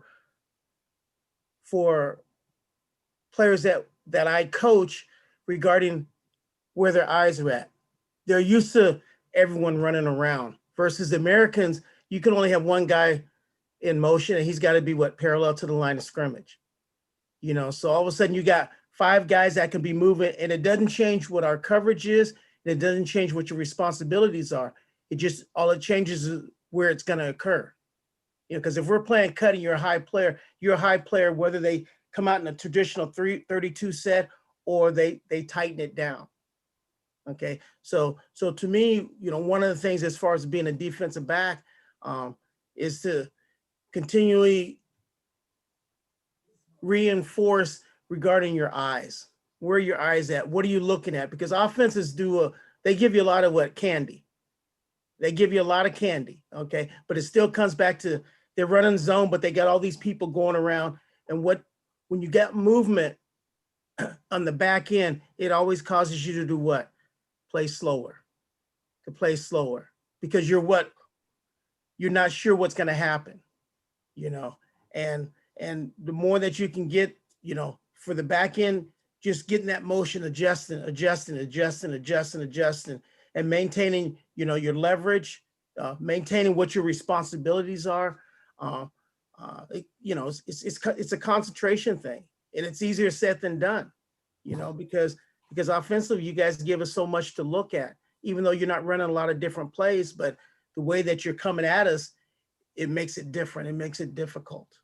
Yes. To me, one of the things is, you know, for the backing guys, is just to always emphasize where your eyes at. You know, what's your primary target? What are you supposed to be looking at? Because all the other stuff, it'll mess your head up. I can add something to that, Paul. Perfect. I was going to say you're up next, but you can't use eyes.